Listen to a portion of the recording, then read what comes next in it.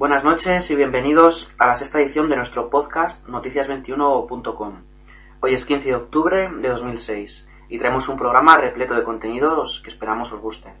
Somos Iván Blanquer, Juan Acosta y un servidor Jaime Cuevas. Comenzamos.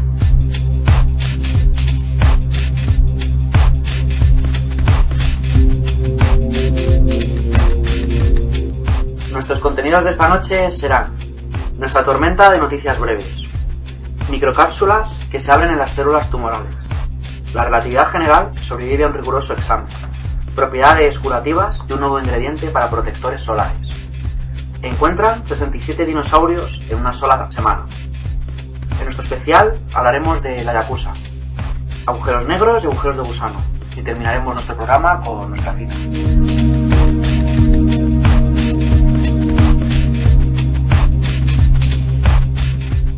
Meteorología. Rastrear la formación de huracanes usando globos estratosféricos. En una colaboración especial, investigadores de Estados Unidos y Francia han liberado globos especializados en la estratosfera para dejar caer desde ellos casi 300 paquetes de instrumentos sobre el Océano Atlántico y ciertas zonas de África. Los paquetes, diseñados por científicos y técnicos del Centro Nacional para la Investigación Atmosférica, han estado recogiendo datos detallados de las regiones críticas de la atmósfera donde se forjan algunos de los más peligrosos huracanes americanos. Nuevos materiales. Córnea artificial en desarrollo gracias a hidrogeles biomiméticos. La córnea protege el ojo del polvo, los gérmenes y además actúa como la lente más externa del ojo, aportando el 75% de la capacidad de enfoque. Ahora se ha presentado un nuevo material biomimético que parece ser la solución para la elaboración de córneas artificiales. Astrofísica. La relatividad general sobrevive a un riguroso examen. Un grupo de astrónomos ha utilizado un par de púlsares orbitándose mutuamente y que fueron descubiertos con el radiotelescopio Parkes de las CSIRO en 2003 para mostrar que la teoría general de la relatividad de Einstein es correcta con un margen de error de 0,05%. Ecología. Basta la pérdida de una especie para alterar un ecosistema de agua dulce. Se ha constatado que la eliminación de tan solo una especie importante en un ecosistema de agua dulce puede bastar para alterar seriamente el funcionamiento de ese entorno. Este hallazgo contradice las suposiciones anteriores de que otras especies pueden ingresar en el ecosistema y compensar la pérdida. Medicina. Propiedades curativas de un nuevo ingrediente para protectores solares. Las personas que sufren quemaduras por exposición excesiva al sol podrían pronto beneficiarse con un nuevo ingrediente para cremas protectoras, que repara de manera activa los daños cutáneos causados por tales quemaduras y ayuda a prevenir la aparición del cáncer de piel, según los primeros resultados de una reciente investigación. Astrofísica. Supercomputadoras para estudiar átomos cercanos a agujeros negros. Los átomos supercalientes circulando en las intermediaciones de los agujeros negros contienen la clave para desvelar un misterio astronómico. Una investigación está mejorando la capacidad de los científicos para extraer información útil de estos átomos. Paleontología. Encuentran 67 dinosaurios en una sola semana. Una semana el desierto del Gobi acumuló los hallazgos de 67 esqueletos de dinosaurios. Muchos de ellos son de la misma especie, lo que permitirá profundizar en el estudio de dicha especie y también contribuirá a aclarar algunos aspectos sobre su desarrollo con la edad. Biología. Rasgos raros en roedores denotan el misterio de la evolución genética.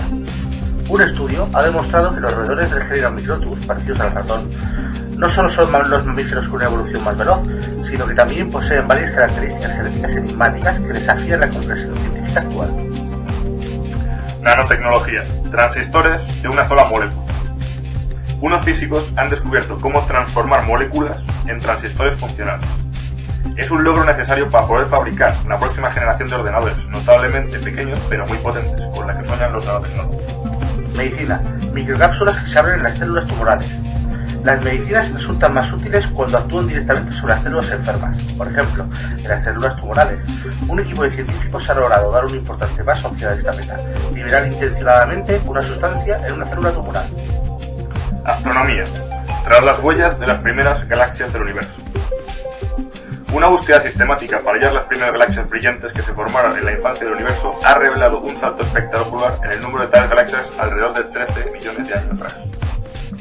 Climatología. Las tendencias al cambio climático de las montañas podrían predecir la disponibilidad de agua. Una reciente investigación sobre el cambio climático en el Himalaya occidental, el Karakorum hindú y las montañas Kush podría explicar por qué muchos de sus glaciares crecen en vez de estar derritiéndose.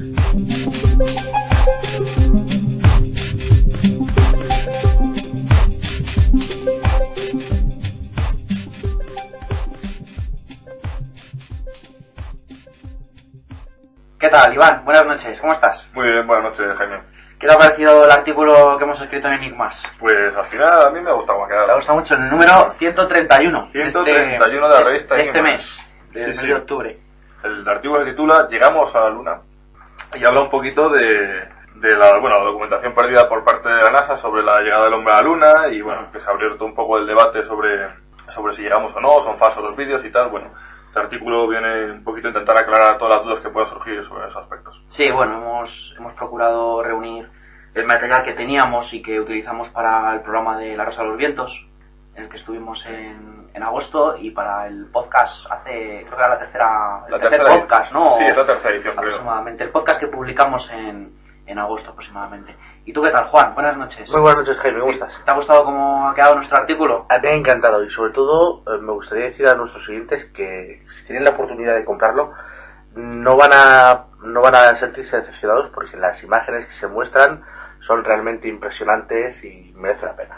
Y bueno, desde aquí aprovechamos para saludar a Bruno Cardeñosa, que solemos tener cierto contacto con él y bueno, nos echa una mano en estas lides, ¿no? Así que pues nada, recomendar a nuestros oyentes el número 131 de la revista Enigmas, que salimos en portada. Y bueno, ya ahora podemos pasar a comentar las noticias, si os parece bien a los dos. Adelante.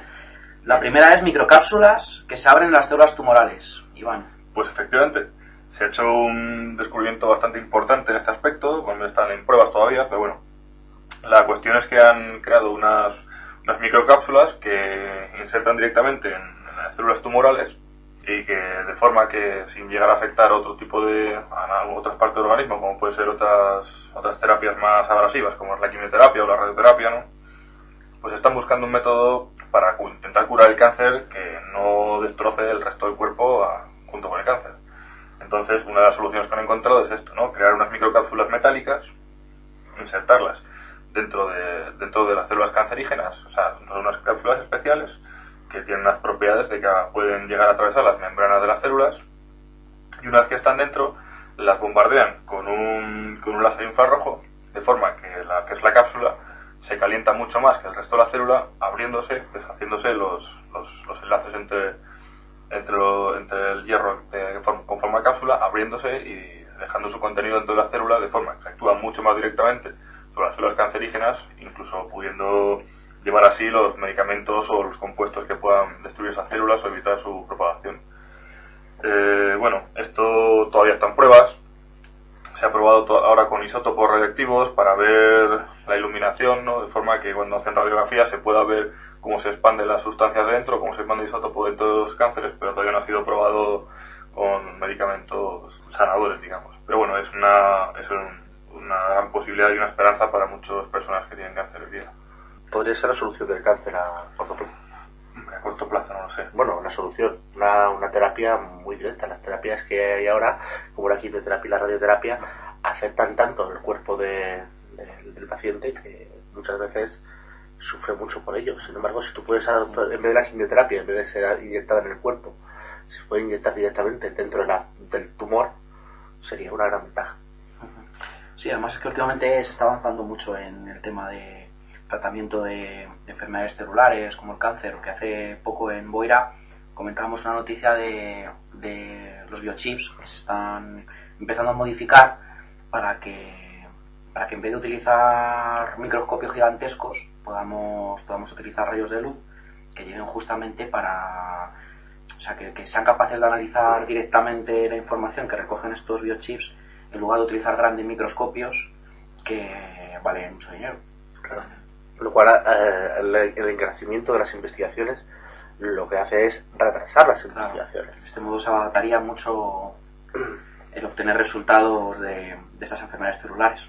Así que estamos de enhorabuena en este campo. Añade un poco de esperanza, ¿no? A Sí. muchos millones de personas que están en el mundo actualmente enfermos. Yo creo que si todo esto sigue adelante y no es que se vaya a erradicar el cáncer, porque por desgracia es una enfermedad genética que es por la deformación de las células, de la duplicación de las células, pero si se logra algún tipo de terapia efectiva contra los cánceres más potentes, más peligrosos, ya sería Sí, algo porque muy bueno. nos ayudaría a detectarlos antes de tiempo para poder tratarlos. Pues ya todo eso ya está ahí mismo, o sea, con un poquito de Sí, suerte sí. dentro de 10 o 20 años Sí, podríamos estar ante una solución y no solo contra el cáncer, sino otras enfermedades del mismo origen que infectan células como el SIDA sí.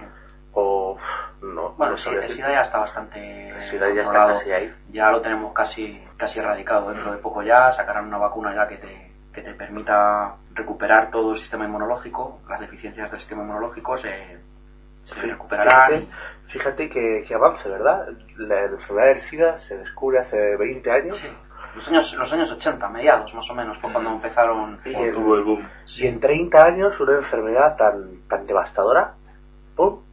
Una solución que en los países civilizados, por supuesto, Claro. no como en África. Pues es que en África eso es terrible. Es que en África dicen que está infectado más del 45% de la población. Y en Indonesia, no es Indonesia, es en... ¿Cómo se llama esta isla que es muy famosa por...?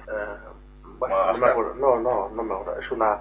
Yo creo que es Indonesia, una zona de Indonesia. Sí. Según parece, la población está en peligro de extinción. De tal cantidad que hay de enfermos de SIDA, la población se cree que de aquí en 20 años empezará a morir la gente que tiene esta enfermedad y no saben qué va. Claro, pero eso es como en África. Lo que pasa es que África parece que lo tenemos como un poco lejos, lo vemos de vez en cuando en la tele y no nos estamos al lado. concienciamos. Pero En España estamos ahí al lado. es terrible. Si piensas que el 50%, casi el 50% está infectado de SIDA, es que es terrible. Es terrible pensar en eso. Bueno, y tenemos otra noticia que hemos titulado La relatividad general sobrevive a un riguroso examen. Juan. Efectivamente, pues mira, como comentábamos antes en nuestras noticias breves, un grupo de astrónomos ha utilizado el descubrimiento de dos púlsares que se orbitan uno alrededor del otro. Es la primera vez que se descubren este fenómeno, dos púlsares orbitándose uno alrededor del otro. Decir que estos púlsares tienen la masa del Sol, pero en solamente 20 kilómetros de diámetro. Son tan masivos que incluso la distancia que les separa es solamente la de la tercera parte de la Tierra a la Luna. O sea, la atracción gravitatoria y la densidad de estos objetos es increíble. Se cree que estos púlsares podrían ser algún tipo de fenómeno previo a la generación de un agujero negro, de los que luego hablaremos Sí, más. luego hablaremos más adelante. Bueno, pues lo que han hecho es que, como se puede calcular muy bien la velocidad de rotación, porque los púlsares emiten radiación, emiten ondas de radio, nosotros podemos medirla y sabemos cuándo llegan a un punto, que es en este caso el CSIRO, que es un radiotelescopio muy grande en Parkes, que es el que detecta estas emisiones de radio. Por lo tanto, sabemos cuándo recibimos la emisión de uno y de otros pulsares orbitando. O sea, al final generan una especie de sintonía, ¿no? Bueno, pues como sabemos que hay uno más masivo que otro, ¿cómo lo sabemos? Como hemos calculado sus posiciones, se puede crear una especie de centro de masas de los dos pulsares. Bueno, pues con este centro de masas sabemos que el más masivo está más cerca del centro de masas y el menos masivo está más alejado del centro. De esta forma podemos calcular su volumen y su peso, o sea, su masa, la masa de los púlsares. Bueno, pues hay una serie de pruebas que se podrían realizar para medir la relatividad general, la teoría de la relatividad general formulada por Einstein. Bueno, pues en este caso, por ejemplo, lo que se ha hecho es que, por ejemplo, con la masa en sí de los púlsares es la velocidad a la que rotan los púlsares alrededor del otro se determina por las fórmulas de Einstein de la relatividad general. Bueno, pues cuando estos científicos del observatorio Kramer en Jordan Planck han ido a confirmar estas velocidades, han descubierto que casan exactamente con las predicciones que hizo Einstein con sus fórmulas. Luego se han hecho otro posible estudio que es muy interesante porque nos provee de una fuente de información sobre las ondas gravitatorias, sobre los gravitones. Los gravitones son una partícula que teóricamente transporta la interacción gravitatoria entre los objetos. Sin embargo, no se ha podido demostrar su existencia todavía. Bueno, pues gracias a estas observaciones, como esas ondas, ya te digo que no han sido detectadas todavía de una manera directa, pero como el sistema de pulsar es doble, debería perder energía al estar, según las teorías de Einstein, deberían perder energía, lo que hace que las estrellas pierdan masa y se acerquen poco a poco unas a otras. En este caso se acercan 7 milímetros una a la otra cada día. Bueno, pues esta pérdida de masa, este acercamiento se debe a la pérdida de masa del sistema de las dos estrellas orbitándose la una a la otra, lo que nos demuestra parcialmente o de una forma colateral la existencia de las ondas gravitatorias. Todo esto nos lleva también a luego lo que hablaremos de los agujeros negros y agujeros de gusano. Luego tenemos en uno de los dos especiales que hemos preparado es de agujeros negros y agujeros de gusano, que luego luego comentaremos ampliamos un poco más. Sí, luego ya más tarde. Y ahora tenemos otra noticia que hemos titulado Propiedades curativas de un nuevo ingrediente para protectores solares. Pues sí, dentro de nuestras categorías, ¿no?, de medicina, pues hemos encontrado otra noticia, ¿no?, que vamos a comentar un poco y estamos cargados de medicina. Hoy cargados de salud, me gusta decir más, ¿no? Sí. Es como más interesante. A veces hablamos mucho de medio ambiente y de cambio climático, pues hoy toca medicina. Luego en el especial ya cambiamos a la tecnología. Bueno, pues he encontrado un nuevo ingrediente que la verdad es que da muchas esperanzas a aquella gente que tiene problemas de cáncer de piel o problemas que es mucho más frecuente de lo que pensamos. Muchísimo. Hay que pensar que en países, imagina, bueno, en España mismo vivimos un país de sol, sí, y la gente vive mucho en el sol y toma mucho sol y los rayos ultravioleta cada vez tenemos menos protección, es decir, la capa de la atmósfera cada vez nos protege menos. Cada vez llueve menos. Cada vez llueve menos, etcétera, etcétera, ¿no? Bueno, hay muchísimos problemas de este tipo y bueno, pues han encontrado un ingrediente que nos protege un poquito más, que bueno, que lo quieren insertar en protectores solares y tal, que lo que hacen es eso, protegernos, crear una especie de filtro en la piel, ¿no?, que nos protegería de las longitudes de onda de los rayos UVA y los UVB, y que bueno, que es importantísimo porque hasta ahora no teníamos nada parecido a esto. Quiero decir, el artículo habla un poco de cuál es el proceso por el que se quema nuestra piel cuando nos expone el sol, ¿no? Supone que cuando nos da el sol, en la piel se generan iones de hierro que se van liberando por encima de la piel, que es lo que nos produce las quemaduras, ¿no?, tal como nosotros las vemos. Y bueno, lo que hace esta nueva propiedad es evitar que esos iones de hierro se queden en la piel, se liberen en la piel, con lo cual no produciría quemaduras.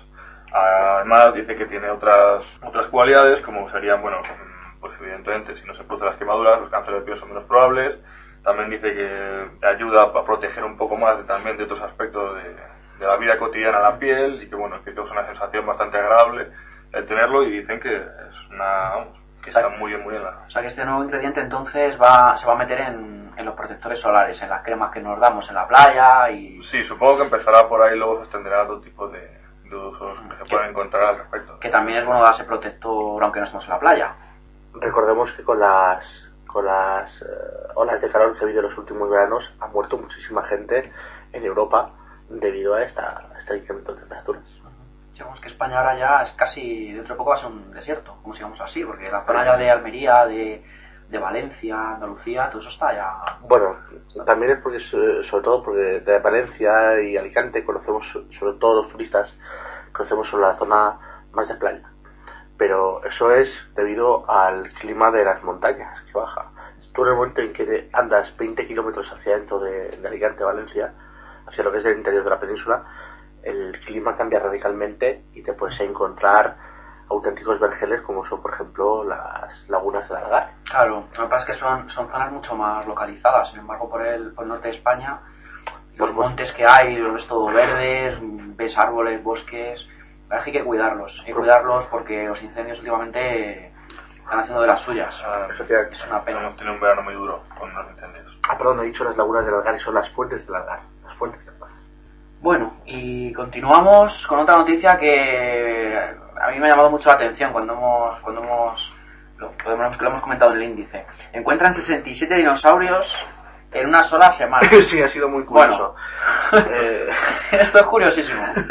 Bueno, pues resulta que todo esto ha sido en el desierto del Gobi. Un paleontólogo que se llama Jack Horner, de la Universidad Estatal de Montana. Bueno, pues con una colega suya han ido a una zona del desierto del Gobi y bueno, pues han ido a esta zona y se han puesto a excavar y han descubierto 67 esqueletos de dinosaurios.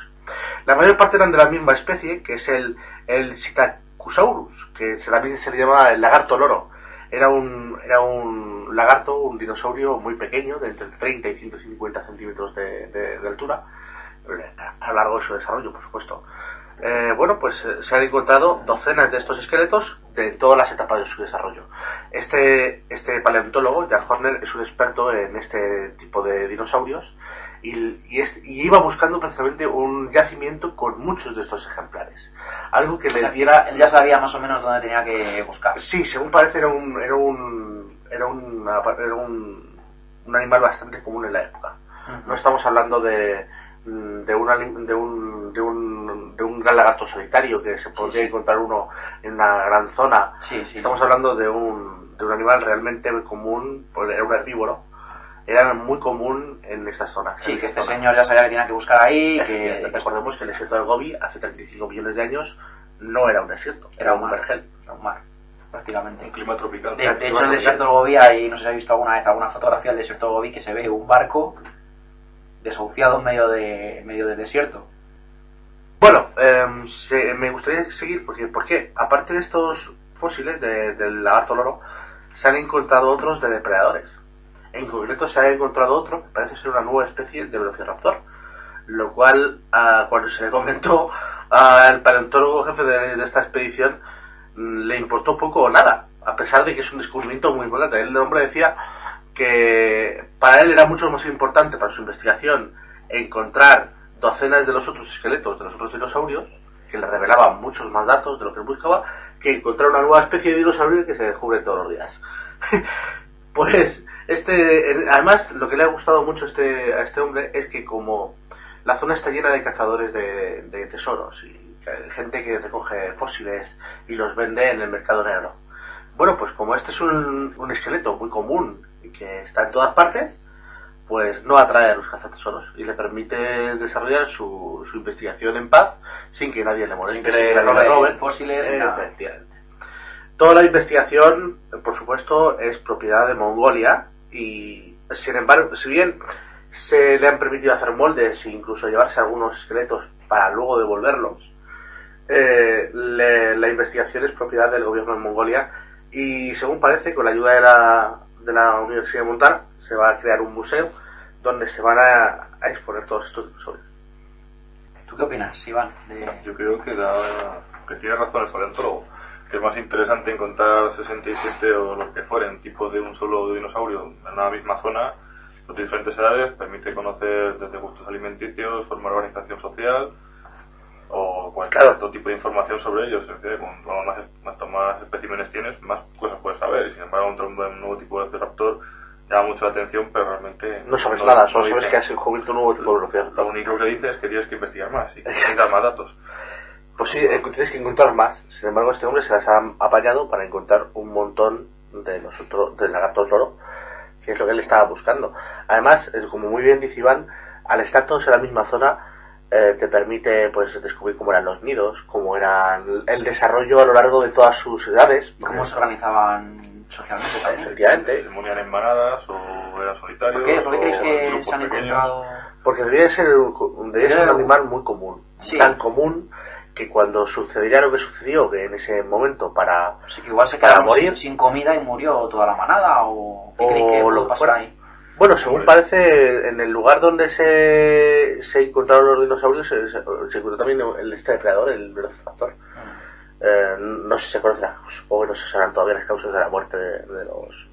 Bueno, algún virus o algo, claro, eso seguirán, un incendio, o edad, un golpe... Pero todos que estén por el mismo sitio más o menos. ¿Y qué opináis desde el punto de vista práctico? ¿Creéis que es interesante encontrar estos dinosaurios? Quiero decir que mucha gente puede pensar, bueno, se está dando mucho dinero a estas investigaciones, se subvenciona con mucho dinero, pero luego en el día a día, ¿de qué nos sirve eso? Hombre, yo creo que todo lo que sea conocernos nosotros mismos, conocer nuestro planeta, es siempre interesante. Quiero decir, a pesar de que estamos en el siglo XXI y que tenemos una idea de que somos muy avanzados y tal, no conocemos realmente nuestro planeta. No sabemos lo que hay en el fondo marino, el 60% del planeta está inexplorado.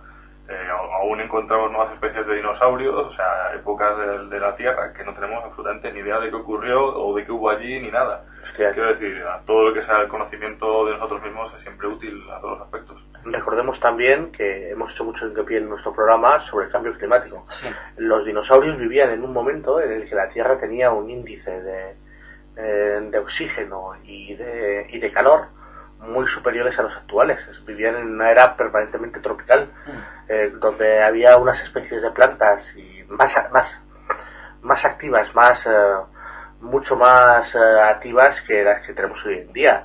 Había miles de especies más de plantas e insectos. Era una época donde la vida florecía, porque es una temperatura y un clima que hace que la vida florezca. Sin embargo, ahora estamos en una zona, en un periodo relativamente frío y relativamente inhóspito de lo que es la era de la Tierra. Entonces, todo lo que sea conocer detalles del clima de otras épocas, porque al fin y al cabo todos son ciclos. Sí, exactamente. A lo mejor con el cambio climático acabamos en una zona tropical otra vez, o vaya usted a saber. Sí, que el otro día comentábamos lo del Polo Norte, que hace 35 millones de años había plantas tropicales. Entonces, si eso era en una zona tan polar como es esa, pues tengamos en cuenta que si vuelve a cambiar el clima, quién sabe lo que nos podemos encontrar. A lo mejor yo la película que comentábamos hace algún tiempo del cambio climático, El día después, sí. a mí personalmente no me gustó. Sin embargo, me pareció que era muy curioso las consecuencias que tenía un cambio climático a esa escala. Fíjate que todos los países del norte, del hemisferio norte, pasaban a ser polares, y los demás del medio más abajo pasaban de ser ecuatoriales pasaban a ser como eran los otros, no polares, pero muy cerca, un clima mucho más frío, mucho más árido, Claro, por el frío. porque se invertiría el clima. Efectivamente. Claro. Entonces, a lo mejor estamos muy cerca de eso, no sabemos. Sí, lo que pasa es que también es lo que comentábamos en otro podcast, que al final la Tierra sobreviviría, Claro. se adaptaría y sobreviviría. Nosotros lo tendríamos un poco más crudo, Pues sí. pero bueno, supongo que los 4 o 5 que quedaran se adaptarían. Por supuesto. Los más fuertes, sobrevivirían los más fuertes. No los más fuertes, sino los que tengan más Los suerte. que tengan más suerte, ¿no? Pues bueno, entonces, ¿queréis vivir en el trópico o no? Después de todo esto, Yo me voy en el desierto. ¿os parece Creo bien que vivir en el el trópico trópico? está bien para ir de vacaciones. Sí, hay unas palmeritas, ¿no? Una una playita. unas mujeres maneando las falditas. Muy bien, pues yo quería recordar también a nuestros oyentes que estas noticias que comentamos las pueden encontrar en nuestra página de www.noticias21.com, y ahí pueden encontrar mucha más información sobre tanto de las noticias breves, la tormenta de noticias breves, como de estas noticias que comentamos en todos los podcasts. All I hear are prayers.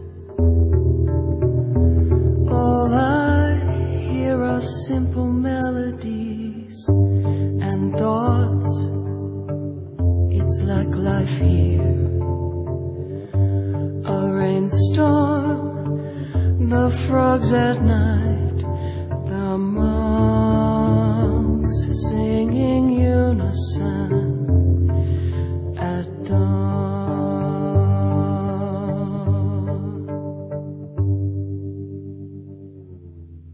Bueno, Iván, y ahora vamos a hablar en nuestro especial, uno de los dos que hemos preparado hoy, vamos a hablar de la Yakuza.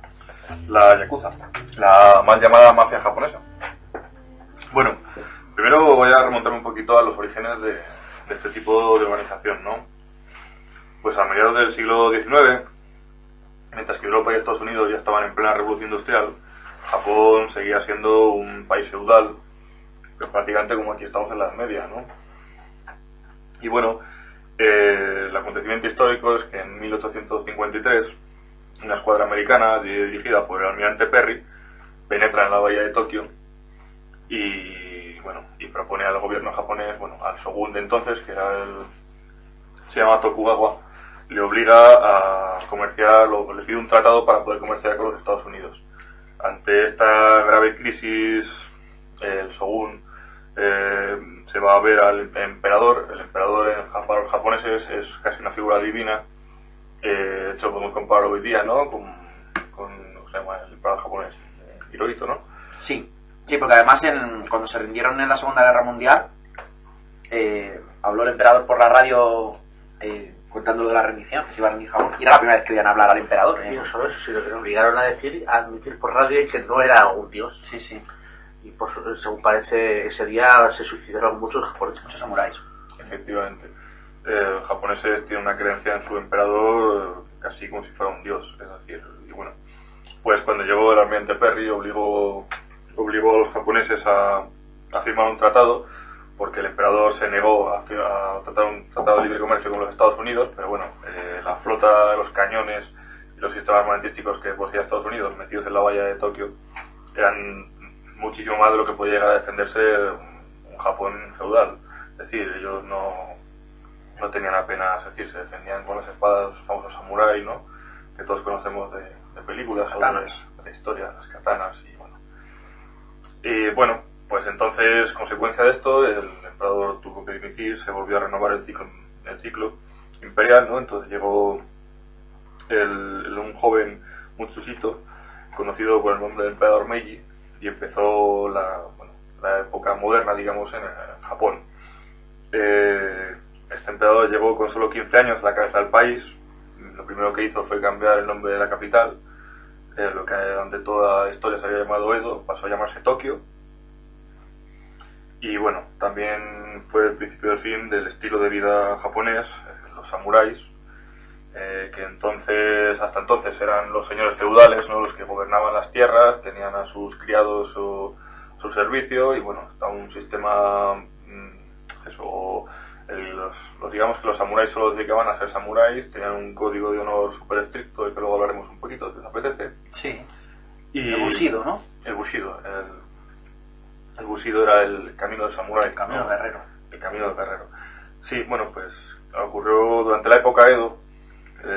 Los samuráis dejaron de ser necesarios, es decir, ya no hacía falta un sistema feudal, con lo cual muchísimos samuráis, que la organización, digamos que los samuráis eran como terratenientes, los dueños de las tierras, que a su vez pertenecían a un clan y obedecían a alguien de más arriba, ¿no? Que eran los daimyo, los señores feudales, grandísimos terratenientes, ¿no? Entonces, los samuráis dejaron de ser necesarios, con lo cual muchos, pues evidentemente eran gente que solo se dedicaba a ser guerreros, o sea, que no sabían hacer otra cosa en la vida más que guerrear y poco más. Entonces... Escribían también, ¿no? Escribían poesía. Sí, Eran poetas también. Sí. Sí, la cultura japonesa entonces, o sea, los samuráis, además de saber manejar la espada perfectamente y saber de arte de lucha, sabían de música, sabían de literatura, de poesía sobre todo.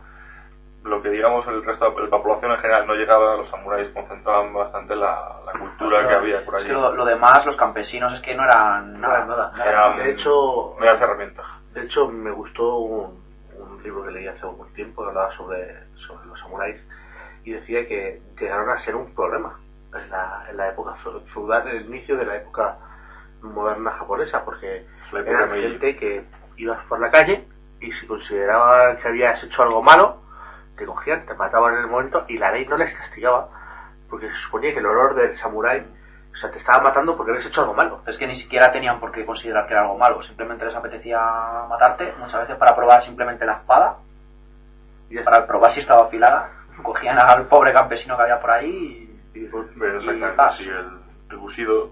Por supuesto, es que ahí está, se suponía que el samurái seguía el Bushido, y por lo tanto no se le perseguía cuando mataba a alguien. Claro, pero porque se asumía que al que mataba lo había hecho por una razón. Pero porque el campesino además es que no era nada, no estaba considerado ni como ser humano, es que no era nada. Un animal. Como decía, llegaron a ser un problema, y según parece, una de las primeras invasiones de China que hicieron los japoneses fue básicamente para quitarse a los samuráis de en medio.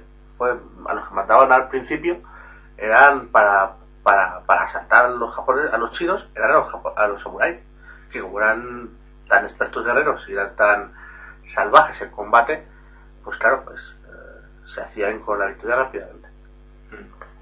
Bueno, pues efectivamente es lo que tú dices. Durante esa época, cuando empezó el cambio a un sistema más industrializado, evidentemente, como en Estados Unidos empezó a llegar nuevas influencias occidentales, Japón empezó a cambiar, y bueno, surgieron lo que se denominaban los Ronin. Los Ronin eran samuráis, pues ambulantes, sin hogar, no tenían feudo que gobernar, con lo cual se dedicaban pues a hacer maleantes o vagabundos o... También eran samuráis que se habían quedado sin señor y... Efectivamente. Eran mercenarios.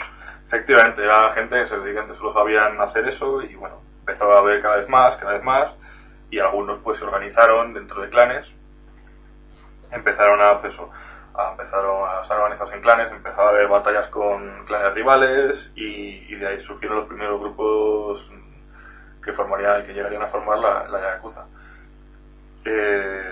Pasado el tiempo, evidentemente, sobre todo a partir de la Segunda Guerra Mundial, se organizó la Yakuza tal y como la conocemos ahora. Imaginaos en el Japón después de la Segunda Guerra Mundial, un Japón desolado, destruido por la guerra.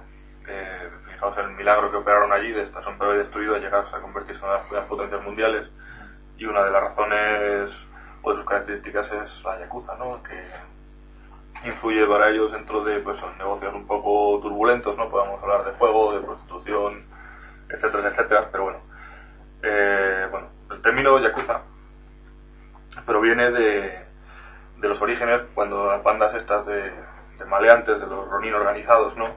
Se dedicaban a formar negocios de apuestas y juego. El juego era muy común, evidentemente en la historia humana lo del juego sigue siendo una constante, ¿no? Y bueno, pues había un juego que se llamaba Kuto, que la peor jugada que podía hacer era un juego de dados, ¿no? Que consistía en tirar 2 dados y bueno, según las puntuaciones que salía pues ocurrían unas cosas u otras, y la peor jugada de todas era 8, 9 y 3, que en el Japón clásico significa 3, o sea 8 significa ya, 9 significa Q y 3 significa Za, que es Yakuza.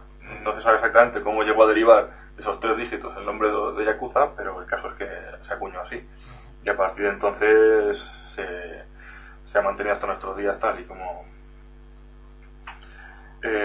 bueno, la Yakuza hay que decir que tiene una influencia muy muy grande en prácticamente todos los aspectos del país, desde abajo, desde protección a la gente de la calle. Es común en Japón, por ejemplo, ver furgonetas que van cantando himnos antiguos, que son precisamente para marcar las zonas, ¿no? Saber qué zonas están protegidas y qué zonas no están protegidas, o por qué clan está protegida, que también es un poco diferenciador, ¿no? Se caracterizan porque siempre van de negro, siempre.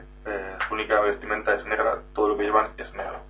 Es una forma de identificarse dentro de la sociedad civil, que realmente luego están perfectamente integrados. Quiero decir, en Tokio existe un edificio donde se aloja la Yakuza, tiene sus oficinas como una empresa más. De hecho, el funcionamiento es como una empresa más. Bueno, todo el mundo sabe que son Yakuza, pero no tienen totalmente diferente. Quiero decir, tienen influencia política dentro de muchos aspectos sociales, con lo cual están completamente integrados y se da como una cosa lo más normal del mundo. Quiero decir, a lo mejor en nuestra mentalidad no lo podemos entender, pero allí es una cosa súper normal. De hecho, la gente que conoce a los Yakuza tampoco, quiero decir, sí se relaciona socialmente con otra gente que no son Yakuza, a lo mejor no al mismo nivel o al mismo tipo de contactos, pero se relacionan como las personas normales. De hecho, si tú preguntas a un japonés, normalmente tiene muy buena opinión de los Yakuza, es decir, tienen una prensa magnífica. Es decir, allí ellos no lo ven como algo malo, sino como algo necesario que está ahí y que incluso ayuda a mantener el orden. Claro, lo que pasa es que a lo mejor la televisión o los libros han alterado un poco, claro, han alterado un poco la visión de... hombre, es cierto que se dedican a negocios considerados ilegales, pero también es cierto que mantienen un control, es decir, no son unos terroristas que se dedican a extorsionar gente, sino que mantienen un control bastante serio y unos negocios dentro de su ilegalidad estables. Los problemas pueden venir entre bandas rivales y tal, pero bueno, últimamente tampoco hay demasiados. De todas formas, recordemos que Japón es uno de los países con menos criminalidad del mundo. Estamos hablando de un país donde la tasa de criminalidad es prácticamente cero. Es impresionante. La policía japonesa no va armada. La policía japonesa son más investigadores que cualquier otra cosa.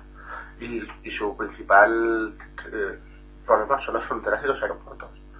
donde se encuentran con gente de otros países que tienen una cultura diferente, que puede provocar problemas de otro tipo.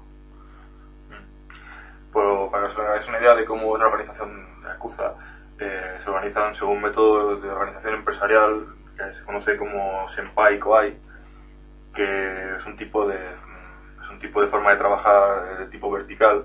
Consiste en que cuando llega un nuevo empleado a la Yakuza, entra dentro de la familia, el trabajador, que es el Koai, se le asigna un Senpai, que es un tutor, que le enseña los métodos de cómo trabajan, quiénes son sus superiores, la forma de trabajar, la información que tiene que dar, y bueno, o sea que es su tutor dentro de la organización durante un tiempo hasta que se está preparado para acoger a su vez un alumno.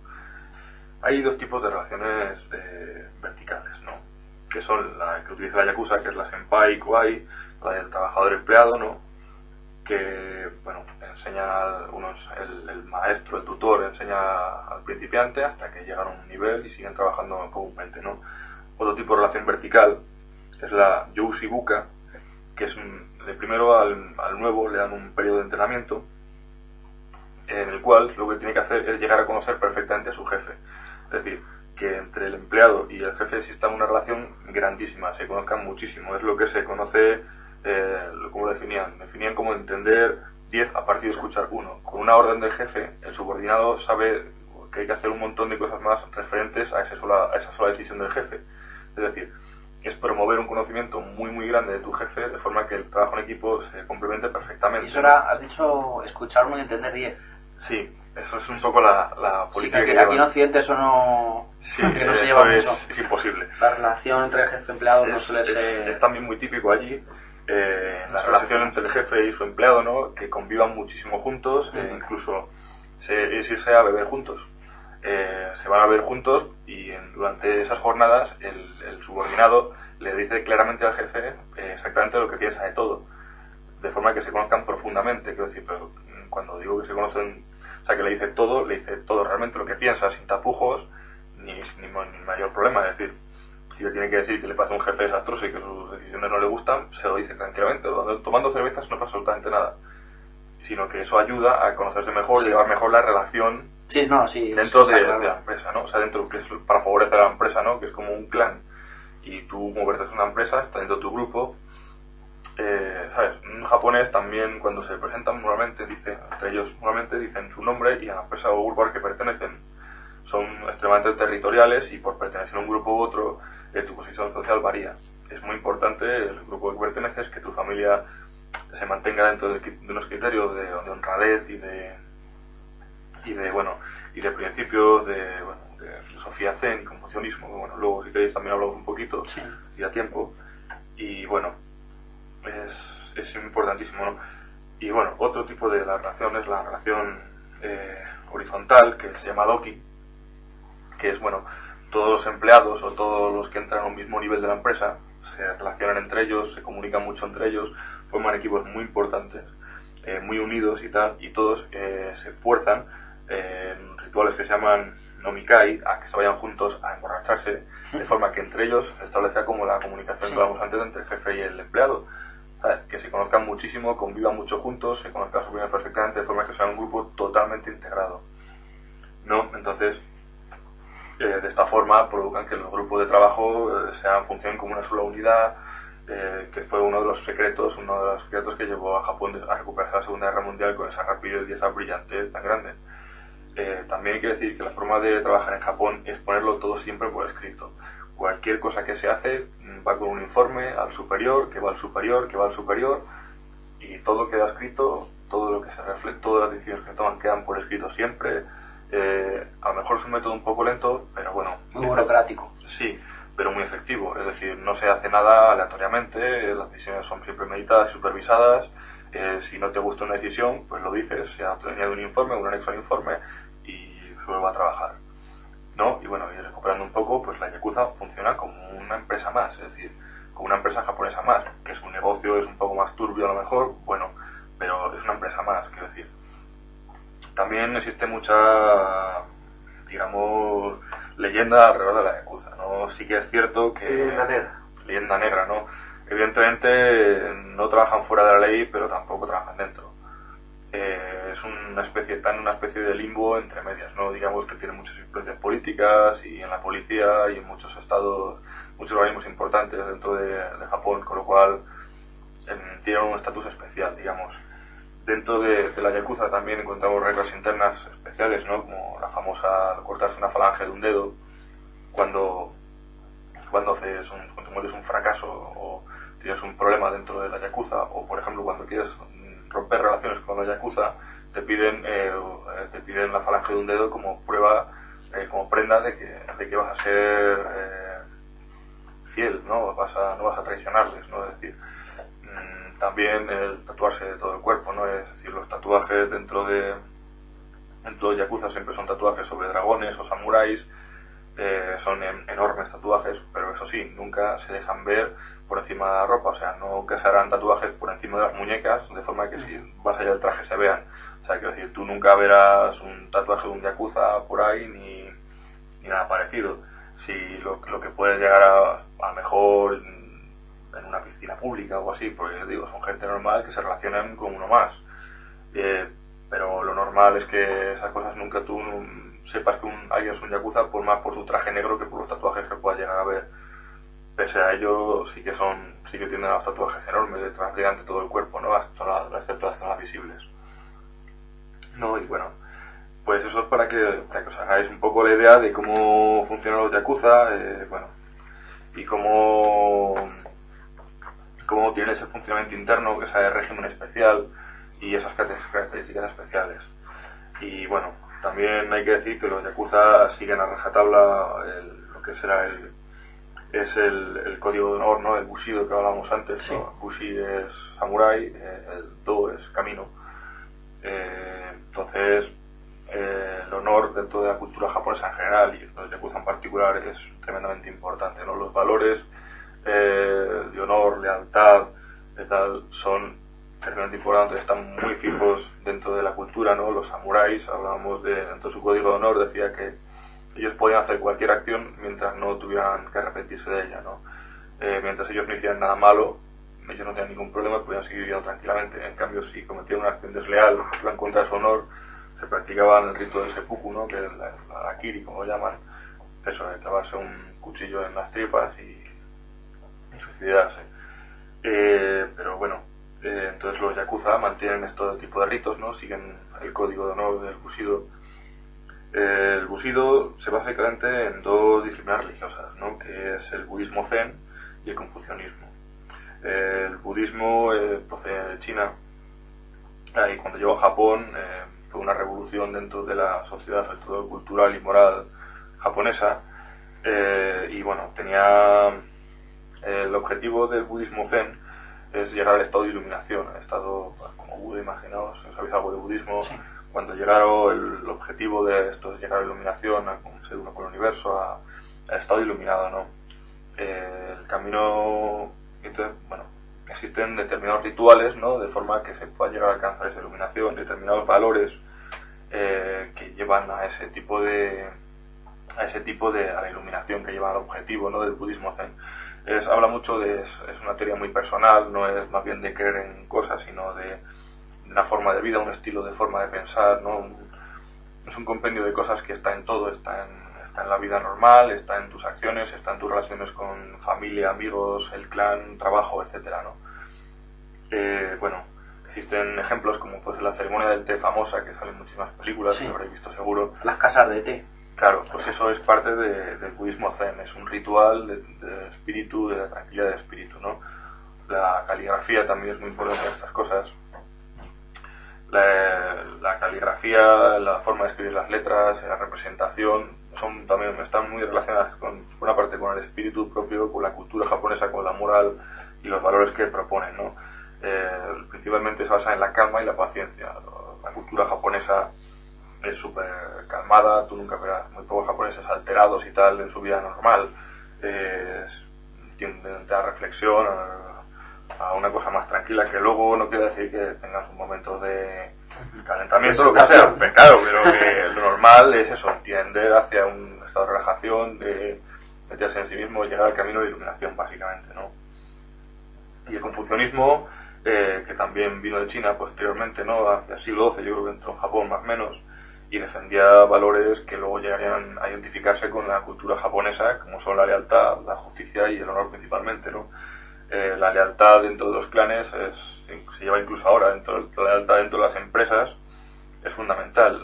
Un japonés es muy difícil que traicione a su propia empresa, o una que de una empresa te integras dentro de ella. Hablamos de la forma de hermanamiento, ¿no? De las relaciones. Claro, es como si estuvieras dentro de una familia, entonces eres más leal. Sin embargo, en Occidente eso no es otra manera de pensar, no eso se lleva. Eso es, fíjate, aquí no tenemos otra forma de pensar completamente diferente, ¿no? El código de honor, ¿no? El honor es una cosa realmente importante, o sea, es decir, los samuráis era eso, si rompo mi honor o mancho mi honor, automáticamente se hacían un seppuku. Esa era su filosofía, su forma de vida, ¿no? Los habían criado para ello, y entonces, claro, imaginaos un código de conducta tan estricto que aún a día de hoy se mantiene y que está vivo todavía, que imaginaos. Y bueno, y la justicia, los conceptos de lo que era justo y lo que era justo se lleva a rajatabla también. Nadie hace nada que no crea que es justo y tal. Es muy difícil que alguien rompa conceptos de estos, pues entre honor, la justicia y la lealtad, pues quiero decir, han configurado lo que es el carácter japonés, ¿no? Y bueno, la yakuza es una derivación de esto, de, digamos, una forma de organizar los sectores más turbios de la vida cotidiana, ¿no? Están a eso para organizarlos, ¿no? Entonces, bueno, dentro de la yakuza se puede decir, bueno, que se calcula que tienen más de 40.000 miembros activos. Imaginaos 40.000 miembros, esos son muchísimos. En Japón la yakuza tiene mucho poder y bueno, a pesar de que preocupa, digamos que ahora estamos en una especie de status quo. Hay un clan principal que es el que domina ahora mismo, ¿no? Que se dedicó a conquistar terreno hace 10 años por ahí, y bueno, que es ahora el que está predominante, y que realmente ha llegado a una especie de coexistencia ordenada dentro de lo que es el Japón actual. Muy bien, Iván, yo creo que con esto ya hemos aprendido un poquito más, ¿no? de la yakuza. Y quizá realmente cómo es, porque a lo mejor tenemos una visión un tanto errónea, ¿no? Yo creo que a la televisión, a los libros. Efectivamente. A mí me gusta lo que decía Iván acerca del funcionamiento de las empresas japonesas y de la lealtad como una familia dentro de la empresa. Cuando has dicho tú que esto no se lleva Jaime, que esto no se lleva en Occidente, yo creo que si no se lleva no solo por el trabajador, sino también por una empresa. Hombre, claro, yo lo he dicho por la empresa, pues el trabajador no tiene nada la culpa. Hombre, de hecho, la mayoría de la tasa rotativa, la culpa es que la empresa no tiene contento al trabajador. Exacto. La empresa utiliza a un trabajador como un recurso más, pero comete la equivocación de que tú el recurso tienes que cuidarlo, si no, en 2 días no vas a tener ese recurso. Es como cuando compras una impresora, y te cuesta una impresora, digamos, 120 euros, por ejemplo. Si tú realmente necesitas esa impresora, la vas a cuidar. Eso es. Pero la empresa no suele hacer eso. Yo creo que eso tiene raíces más profundas. O sea, es el capitalista pura. No, el capitalismo puro no es lo que podemos entender ahora por no tener trabajador contento, las empresas en Occidente, que el trabajador es como una impresora. Las empresas en Occidente miran a corto plazo. Ese es el problema empresarial en Occidente. Sin embargo, en Oriente, sobre todo en Japón, se mira a largo plazo. Aquí se mira el hacer dinero rápido, hacer mucho dinero rápido y ya. En Occidente en Oriente se lleva a tener una empresa que te dure mucho tiempo. Son dos maneras de ver totalmente diferentes. El ambiente y la forma de trabajar no es lo mismo. Sí. Por ejemplo, los japoneses no solo no tienen problemas en hacer horas extras, sino que las hacen... Las huelgas son de horas extras, precisamente. Pero eso, un momento, eso es otro tipo de cosa. Allí saturar el mercado implica una catástrofe para la empresa. Claro. Sin embargo, en Europa tú fabricas más y siempre vas a tener una salida de mercado. Allí tú sí puedes saturar un mercado y colapsarlo, porque puede no tener salida. Pero aquí, tú fabriques lo que fabriques, casi seguro que le das salida. Yo creo que es una cuestión cultural. Aquí, tanto ni el trabajador como el empresario o las empresas multinacionales entienden las mismas cosas que allí. Allí el trabajo es importantísimo, es fundamental. Existen casos de suicidios después de un fallo en el trabajo o después de un negocio que ha salido mal. Imaginaos, aquí yo creo que nadie se suicida porque no le gusta su trabajo. Si acaso lo deja y busca otro, ¿no? Pero sí que es verdad que hay mucha gente que está deprimida por un trabajo que Pero no gusta, por cada no día demás más de eso. Pero con todo, la fidelidad que tenemos al trabajo o la forma de entender el trabajo aquí no es igual que Claro, aquí, es que es no diferente. no es nada Si parecido. tu empresa te tratara de una forma paternal o incluso tratándote como un hermano, como una familia, que lo decías tú cuando tienes un problema en tu empresa, la reacción de la empresa suele ser tú te lo buscas, tú te lo comes. No, Sin embargo, en una empresa de este tipo probablemente te cuiden más y sean más. Existen muchos tipos de empresas, cada empresa tiene una política diferente para sus empleados. Aquí, bueno, podemos también encontrar... depende del país, también depende de la cultura. Depende del país, la cultura propia del país, de lo que sea el negocio que estés.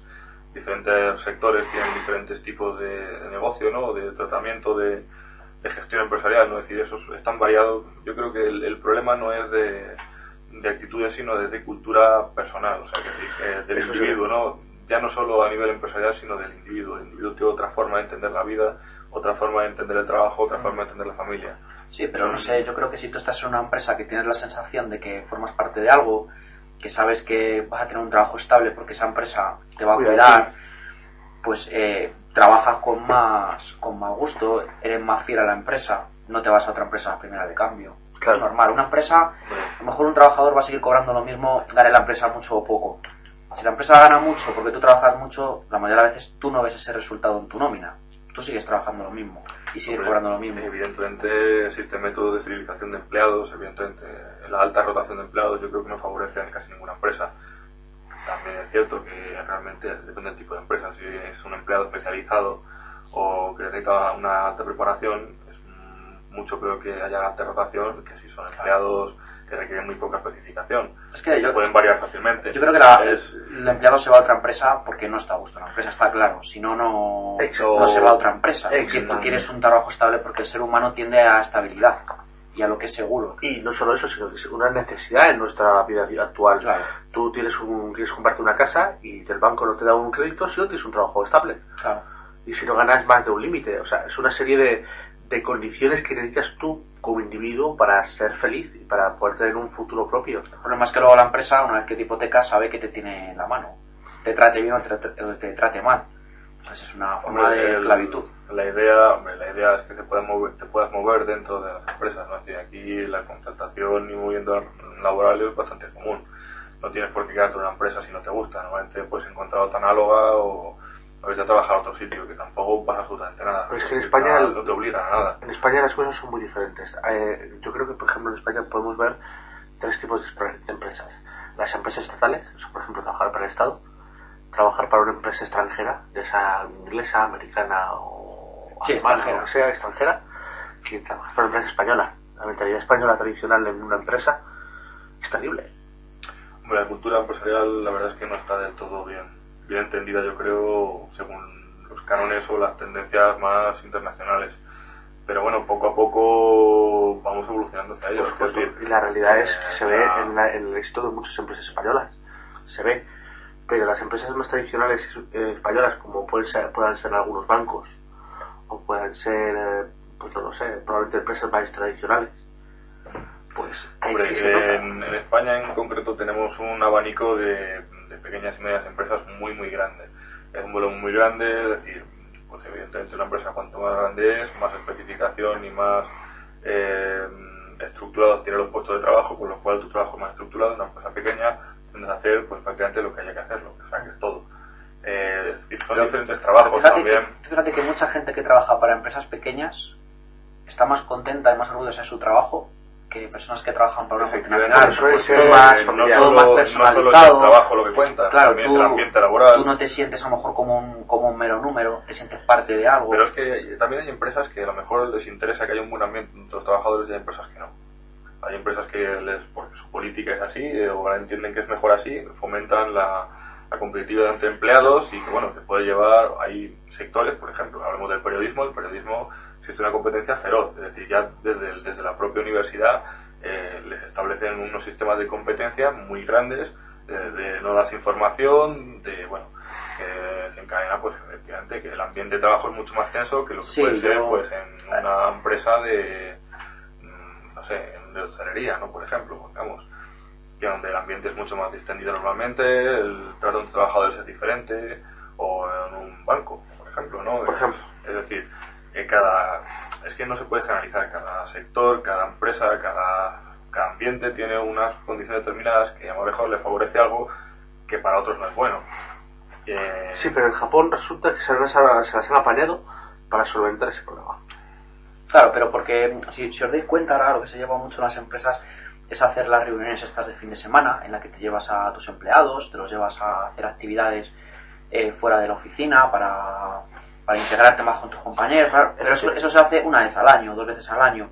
Eso hay que hacerlo todos los días, porque si a una persona se mata a trabajar, no la subes al sueldo pero te la llevas a cenar, pues dices, hombre, pues sí, es un detalle, lo agradezco, pero tengo que pagar la hipoteca. Ya. Entonces, pues te vas a otro sitio. Aunque tengas muy buen ambiente en la empresa, el ambiente se valora, pero hay que llenar el frigorífico de comida. Hombre, normalmente una empresa que te lleva 2 veces al año a una de estas reuniones, que hace determinadas actividades contigo y que te cuida de determinada forma, es porque estás en un puesto medio o intermedio en el cual se te valora.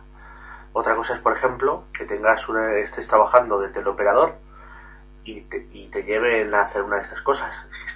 Bueno, pero es que eso es lo que comentaba Iván antes, eso es otro sector, el sector de las teleoperadoras es que es caso aparte. Eso es... O sea, es que eso ya no eres ni un recurso, una persona que está ahí con el teléfono atendiendo a gente que está aguantando broncas a diario, broncas que no tiene la culpa. Broncas a diario me refiero de parte de los clientes. Sí, por supuesto. El cliente llama para quejarse de la empresa y el pobre chaval que está ahí para sacarse dinero para el verano se come todo el marrón y claro, dura 2 meses la empresa. Claro, porque eso quema mucho. El hecho de estar permanentemente diciéndote cosas horribles, pues eso quema, es lógico. Pero eso es otra vez la forma de ser también del país, de la zona. Normalmente tú llamas para quejarte de un servicio y sabes que cuanto más enfadado estás, te van a tratar peor. Porque es lógico. Si es que no vas a solucionar nada, porque la persona que te atiende al teléfono es una persona que no tiene ninguna responsabilidad y no te va a poder solucionar nada prácticamente. Por supuesto. Y se lleva las broncas. Por supuesto. Pero bueno, así que cuando llamemos a estos servicios, tengamos en cuenta que la persona que vamos a llamar... No, normalmente se suele tratar con un currito. El pobre hombre, chico o chica, no sabe nada. Y tiene por detrás un supervisor que dice, sí, tú, que de la cámara. Es esa persona. Pero eso es un tipo específico de organización empresarial, determinados tipos de empresas. Eso es lo que comentabas tú antes. No es lo normal. Por supuesto. No, pero eso pasa en todas las empresas. Todas las empresas tienen un servicio de atención telefónica para quejas. No, perdona, pero no. La mayoría de las empresas no tienen un servicio de atención. Hombre, está claro que una pyme que se dedica a la construcción o son empresas muy grandes, son empresas que tienen trato directamente con el público, que suelen tener un servicio de quejas. Evidentemente, una empresa que tiene que ser un intermediario, que hay muchísimas, no tiene un servicio de quejas, sino las quejas se remiten directamente a la propia empresa, que no tiene un servicio específico, sino que sea esa administración o dirección o los comerciales mismos los que se dedican a transmitir la información. Es decir, un servicio de quejas propio es muy raro, en empresas muy grandes o con un trato al público o un volumen de quejas muy grande para gestionarlo, si no, evidentemente no sale rentable. Que no es que lo gestionen muy bien, que digamos, porque lo que hacen es marearte de un lado para otro y al final estás un mes para solucionar tu problema. Pero lo hacen precisamente eso no lo gestionan bien desde tu punto de vista, del suyo sí. Sí, claro, para su bolsillo lo gestiona de miedo. No está mal gestionado, es decir, todo depende del punto de vista de quien nos pongamos, ¿no? Eso es un problema. Seguramente si atendieran mejor al cliente les iría más. Pues precisamente es lo que yo hablaba de la cultura japonesa. En la cultura japonesa eso no pasa, porque los trabajadores tienden a hacer bien su trabajo, porque es su honor, es decir, que su trabajo tiene que estar bien hecho. Entonces ellos hacen todo lo posible porque esté bien hecho y no haya fallos. También la forma de hacerlo todo por escrito, evidentemente, en cuanto hay cualquier tipo de fallo, se detecta dónde ha salido. Si tú propones una mejora, evidentemente esa mejora va por escrito, con lo cual la comunicación es mucho más fluida y mucho más clara. No hay posibilidades de errores ni malinterpretaciones, etcétera, etcétera. Pero que es otro tipo de funcionamiento cultural y a todos los niveles, evidentemente. Es como una multinacional y una empresa pequeña española. Son mundos completamente diferentes, ¿no? Es un trabajo, pero el trabajo realmente no se parece en absolutamente nada. Bueno, eso vosotros por ahí me están dando ganas de marcharme a Japón. Pues a mí no. ¿A ti no? ¿Por qué? Porque allí tienen la cultura del trabajo 24 horas, el trabajo es su vida y a mí realmente no me gustaría. Yo tengo una cultura occidental, me he criado aquí y me gusta mi cultura dentro de los aspectos malos que tenga. Allí la gente es de otra forma. Son muy suyos. Son muy suyos. Yo la cultura de vivir para el trabajo a mí no me gusta. Prefiero vivir para mi familia, para mis amigos. Es que aquí vives y para, trabajar aquí en España vives para el trabajo también. No, prácticamente. Aquí vives, una cosa es que vives para el trabajo y otra cosa es que el trabajo te deje para vivir. Vives en el trabajo, más bien. Bueno, pero eso pasa en cualquier trabajo. Pero los fines de semana son míos. O no salgo del trabajo, yo personalmente tengo la posibilidad de desconectar, de vivir mi vida, y cosa que en Japón exactamente no es así. El trabajo tiene que salir y es lo principal. Pero aquí también, subordina su vida privada y tal. Aquí pero en algunos casos solo. En las allí empresas de servicios, todas estas empresas de servicios multinacionales son así. Tiene que salir el trabajo y tiene que salir. Existen casos, pero allí es la norma general, de aquí es la excepción.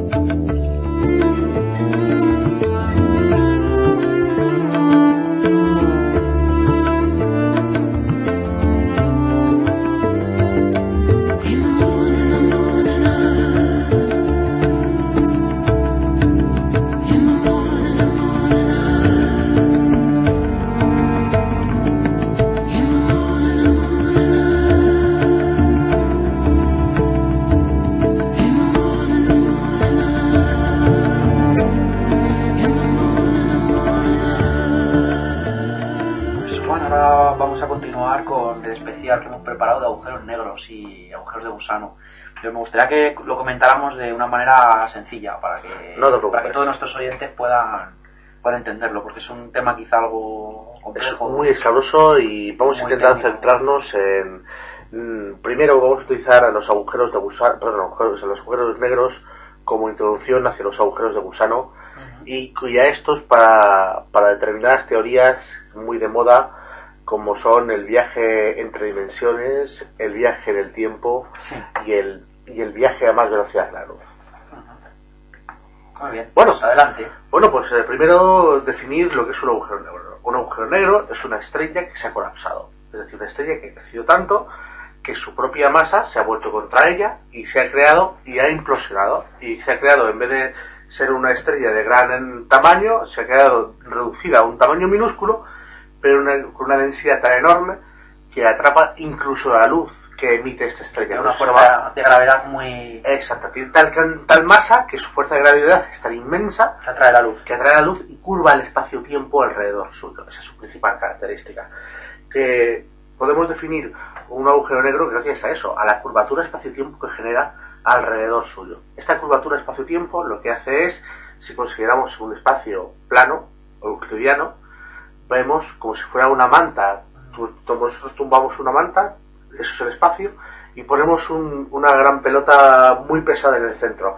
Esa curvatura que genera ese hundimiento de la manta que vemos es la curvatura espacio-tiempo que genera el agujero negro. Todas las figuras masivas, las estrellas, planetas, cualquier cosa que tenga masa, genera una curvatura en el espacio-tiempo, pero lo que sucede es que los agujeros negros generan una curvatura tan grande, que absorbe todo. Claro, y eso, para que los oyentes hagan una idea, es un fenómeno extraordinario, un fenómeno físico sin precedentes en el universo. Efectivamente. Es un hecho que hoy día sabemos que hay muchos tipos de agujeros negros, sobre todo diferenciados por su tamaño. Hay agujeros negros tan enormes como son, por ejemplo, los que hay en los centros de las galaxias. Las galaxias tienen estas formas porque hay algo que las atrae desde el centro y que agrupa las estrellas formando una galaxia. Bueno, pues se cree, porque por el momento solo se ha visto uno, que todas las galaxias tienen un agujero negro en su interior, en su centro, que lo que hace es mantener en órbita al resto de la galaxia, ¿no? Sin embargo, hay otros agujeros negros más pequeños que se generan en zonas interestelares, no en los centros galácticos, sino en espacios interestelares, que lo que hacen es pues generar espacios diferentes, pues generar, por ejemplo, altas radiaciones en su alrededor, porque cuando un agujero negro absorbe algo, lo que hace es generar emisiones de rayos X.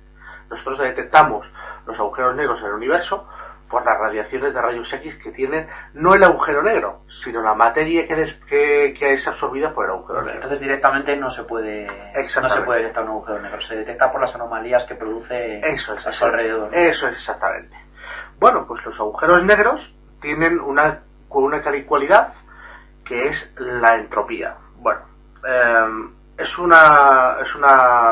este es un concepto muy interesante, aunque un poco complejo. Es un concepto que llevó a Stephen Hawking a retractarse en el año 2003 debido a que él durante toda su carrera y durante toda su vida, igual que la mayor parte de los científicos, excepto unos pocos, consideraban que los agujeros negros lo que hacían era absorber la entropía del universo, es decir, mantenían la entropía del universo, es decir, que todo lo que absorbían era destruido, o sea, eran antientrópicos, perdón. Eso significa que si algo entraba dentro de un agujero negro, dejaba de existir. Eso lo que hace es ir en contra del segundo mandamiento de la termodinámica, que dice que si algo entra y es destruido, tiene que ir a alguna otra parte para mantener la estabilidad del universo. Sí, bueno, para que lo entiendan los oyentes, es el postulado de que la energía ni se crea ni se destruye. Bueno, no solo la energía, sino que la materia. En este caso se llama un postulado que se llama información. La teoría de la información. La información es tanto materia como energía, como tiempo, como espacio, todo. Todo lo que absorbe un agujero negro, que al fin y al cabo es espacio-tiempo, todo eso que absorbe tiene que ir a alguna otra parte que es donde se tiene que mantener. Sí, que no puede desaparecer tal cual. Efectivamente. Bueno, pues se pensaba hasta hace muy poco que los agujeros negros eran antientrópicos, es decir, no cumplían esta característica. Los agujeros negros tienen una parte externa, que es el disco de acreción, donde está toda la materia que está orbitando el agujero negro, y luego dentro de este agujero negro, en la parte interior de esto, está la singularidad. ¿Qué es lo que es exactamente un agujero negro? Una singularidad en el espacio-tiempo. Hay un lugar que no sabemos qué es lo que sucede y que puede anular o no algunas leyes físicas. La realidad es que no sabemos qué sucede. Como muy bien decíamos antes, pensábamos que los agujeros negros eran antientrópicos. Sin embargo, ahora Stephen Hawking, la máxima autoridad científica en este tipo de fenómenos, cree que esto no es así, sino que los agujeros negros son entrópicos. Es decir, que si entra algo, tiene que ser expulsado por otro fenómeno. Eso lleva a una teoría que se llama agujeros blancos. Se cree que los quasars, que no se sabe exactamente qué son, los llaman quasars por llamarlos de alguna forma, pero en realidad son los objetos más lejanos del universo. Sabemos que existen porque están allí al fondo, vemos algo y le llamamos quasars, no sabemos lo que es. Sabemos que emite determinados tipos de radiación, pero no parece ser ni un agujero negro, ni un pulsar, ni ninguna otra cosa que conozcamos, así que le llamamos quasar. Fijaros en la complejidad del tema, que estamos hablando de cosas que, una de las cuales todavía no están demostradas totalmente, sino que son todo hipótesis, están construyendo hechos, por supuesto, hechos verdaderos a partir de hipótesis que todavía no se pueden demostrar. Según vamos sabiendo más, pues descubriendo agujeros negros que sabemos menos, que descubrimos que las hipótesis que teníamos dicen, bueno, pero ¿cómo es posible esto si esto no puede ser? Pues ¿por qué puede ser? Porque alguna idea de base que estábamos utilizando no era real, como por ejemplo la de que los agujeros negros eran antientrópicos. Bueno, pues se puede pensar que estos quarks, estos quasars, que son los objetos, ya te digo, más alejados del universo, hay una teoría que dice que podrían ser agujeros blancos. ¿Qué es un agujero blanco? Pues es el opuesto a un agujero negro. O sea, que el agujero negro absorbería tiempo y materia a través del universo, y el agujero blanco la expulsaría. Efectivamente. Bueno, pues este razonamiento de agujero blanco, agujero negro, nos lleva directamente a los agujeros de gusano. Hay un tipo de agujero de gusano que se llama agujero de Schwarzschild. Schwarzschild es un concepto que muchos reconocerán porque es el radio de un agujero negro. El radio de Schwarzschild es el radio del radio de la singularidad de un agujero negro. Bueno, pues estos agujeros de gusano de Schwarzschild, teóricamente hay uno de sus subtipos que es navegable. De hecho, así se llaman, agujeros navegables, o en inglés traversable. ¿Por qué se llaman navegables? Porque teóricamente serían lo bastante estables como para poder ser atravesados. Cuando digo atravesados, que se podría viajar a través de ellos. Veremos que hay muchísimos tipos de agujeros de gusano, y entre ellos el traversable o el navegable es el que nos daría la opción. Es más interesante, ¿no? Para nosotros. El más interesante como nosotros como programa. Claro. Porque supongo que los astrofísicos tendrán sus propios favoritos, dependiendo. Bueno, hay algunos que son increíblemente extraños. Por ejemplo, ya volviendo a los agujeros negros, hay un tipo de agujeros negros hay dos tipos de agujeros negros. Los estables y los rotatorios. Bueno, pues imaginaos un agujero negro que rota a la velocidad de la luz y la capacidad, lo que debe generar eso a su alrededor. Pues yo supongo eso que para un astrónomo o un astrofísico será mucho más interesante que un agujero negro estable, parado, que no hace nada. Un agujero negro estable nos permitirá viajar a otros puntos del universo. Eso es diferente. Eso sería un agujero de gusano de este tipo. Sí. Los agujeros estable. El agujero de gusano estable. Efectivamente. Luego hay una teoría que dice que si bien que es la teoría nueva de Stephen Hawking, que dice que es basándonos en la teoría de la información, que los agujeros negros, o al menos algún tipo de ellos que no generarían un agujero de gusano, o que no tendrían nada que ver con agujeros de gusano, no son tan negros como creíamos, sino que emiten un tipo de radiación que ha dado en llamar este hombre radiación de Hawking. Claro, sí, un alarde de ingenio, ¿no? Efectivamente. Hablan de genios sus grandes egos. Por supuesto. La ha inventado él y le pongo mi nombre, es lógico. Bueno, pues resulta que es una especie de radiación aleatoria que no se sabe cuándo va a salir, ni en qué cantidad, ni cómo, ni cuándo, ni dónde, ni por qué, pero que explicaría que el hecho de que todo lo que absorbe un agujero negro luego lo expulsa en forma de radiación de Hawking. Bueno, pues esto tendría la teoría de agujeros negros entrópicos, no antientrópicos. Porque esto, no sé si lo recordáis, hace algunos años Stephen Hawking se jugó con un compañero suyo la suscripción a la revista científica, no me acuerdo qué. Ah, sí, sí. Y bueno, pues como ahora mismo él mismo ha descubierto que ha perdido, ha tenido que pagarle a ese compañero suyo una suscripción a esta revista. Pero como esta revista ya no existe, le ha hecho una suscripción a la revista Playboy durante 10 años. Le ha pagado una suscripción a la revista Playboy. Bueno, pues aparte de todo esto, hay dos tipos de agujeros de gusano. Básicos hay dos tipos. Unos son los laurentianos, y otros son los euclídeos.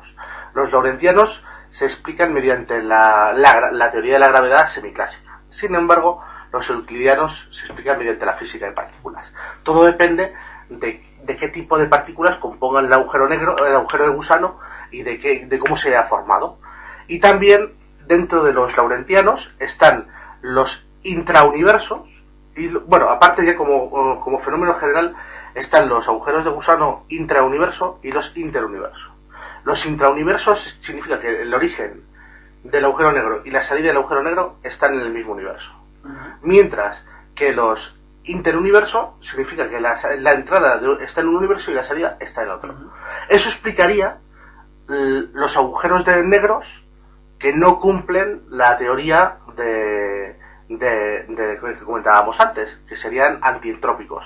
¿Por qué? Porque vemos que la materia desaparece, pero aparece en otro universo, Sí, no en el mismo. no en el mismo. Entonces eso nos permitiría viajar a otros universos. Eso nos permitiría viajar a dimensiones alternativas. También se llaman puentes de ¿cómo se llaman? Tiene un nombre muy particular que se llaman... Bueno, es un puente de Einstein-Rosen. Sí, entonces, para que los oyentes lo entiendan, los agujeros de gusano serán como un túnel en el que entras por un lado y sales por el otro. De hecho, esa es la definición. La definición viene a ser la siguiente. Imaginaos una manzana y a un gusano que recorre la manzana por su borde. Si el gusano quiere ir de un lado a otro de la manzana, ¿qué es mejor? ¿Recorrer la superficie de la piel de la manzana o atravesar por el medio y llegar al otro lado? Por eso se llaman agujeros de gusanos, precisamente por esta analogía, por la analogía del gusano en la manzana.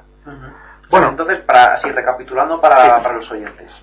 Entonces tendríamos agujeros negros que lo que hacen es, tienen una gravedad tan fuerte que atraen todo lo que les rodea, incluso el espacio y el tiempo. Exacto. Entonces, luego, para que los oyentes sigan, que es un tema muy complejo, sí. para que ellos sigan entendiéndolo, todo eso que atraen los agujeros negros no se puede destruir totalmente. Tiene que crearse... O creemos que no se puede destruir. Bueno, todo esto son teorías. Por supuesto. Creemos que tiene que salir por algún sitio y de alguna manera. Y de eso se encargarían los agujeros blancos. Efectivamente. Entonces luego tendríamos los agujeros de gusano. Los agujeros blancos o bien la radiación de Hawking, que también explicaría el mismo fenómeno. Y luego tendríamos agujeros de gusano que nos permitirían entrar por un extremo y salir por el otro. Bueno, hay algunos que no son navegables, como decíamos.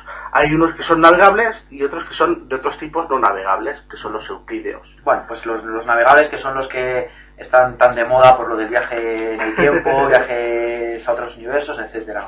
Efectivamente. Bueno, pues dime. Sí, cuando dices que varios universos, te refieres a dimensiones diferentes. Exacto. Sí, ha dicho dimensiones diferentes. Igual he dicho yo universos, igual me equivoco. No, lo he dicho yo. Se llaman así, se llaman intrauniversos o interuniversos. Es que eso yo creo que hay que hacer la diferenciación para que los oyentes lo puedan entender. Que no es, o sea, que unos te transportan en el espacio dentro del mismo universo y otros lo que hacen es comunicarte entre dimensiones diferentes.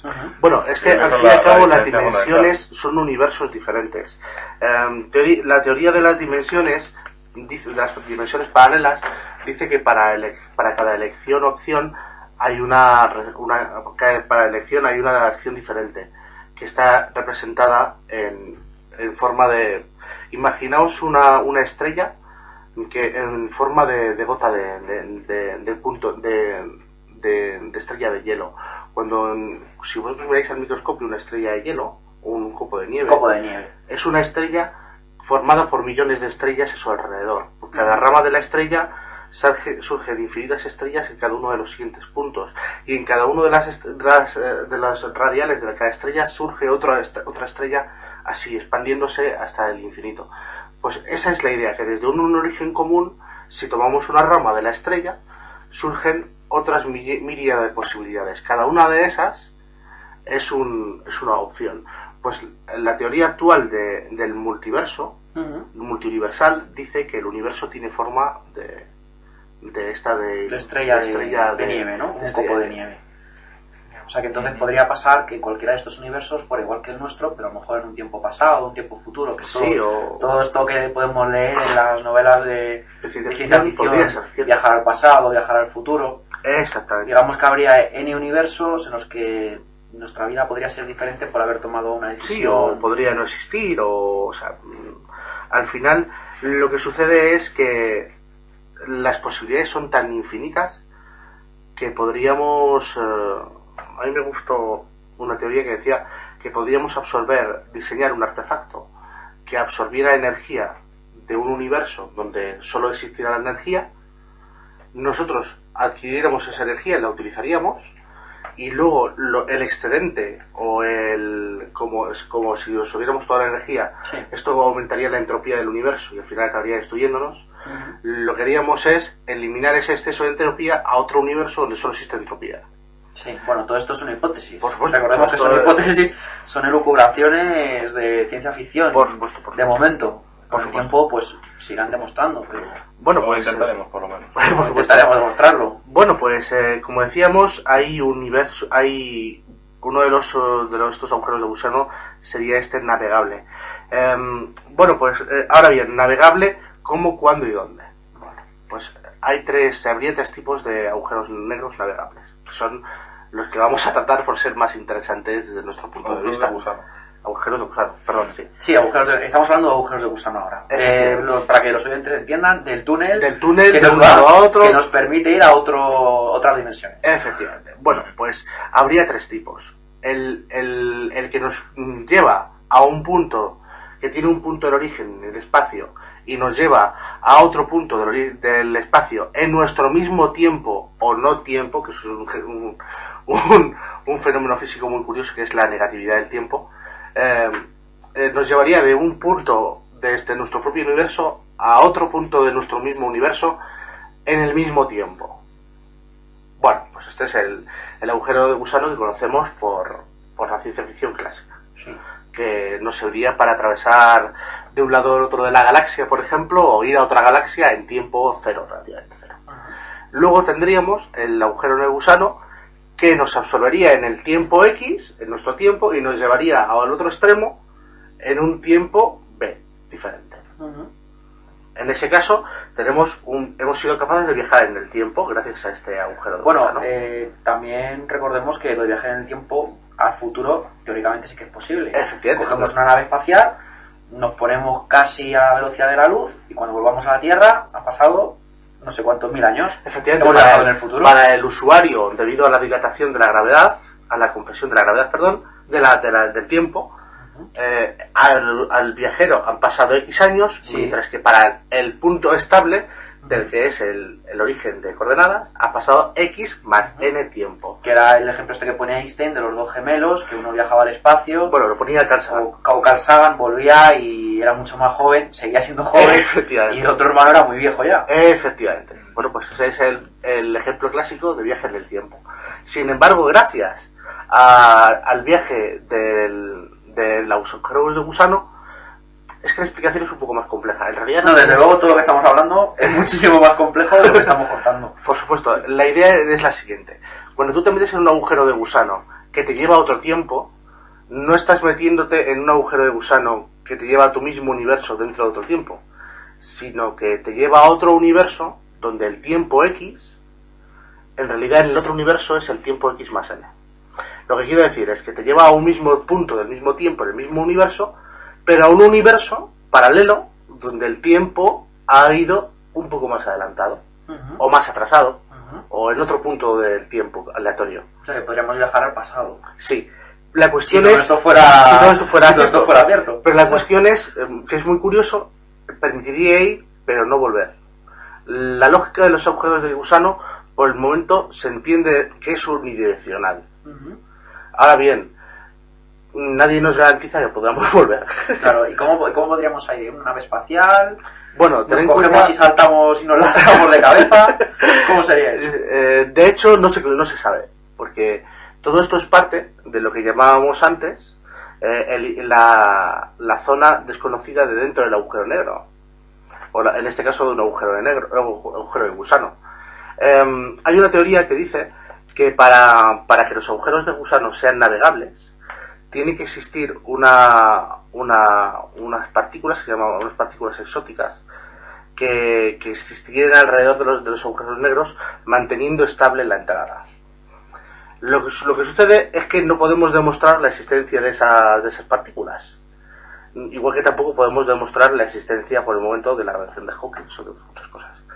Pero de esta materia exótica no parece ser un requerimiento indispensable para los agujeros navegables.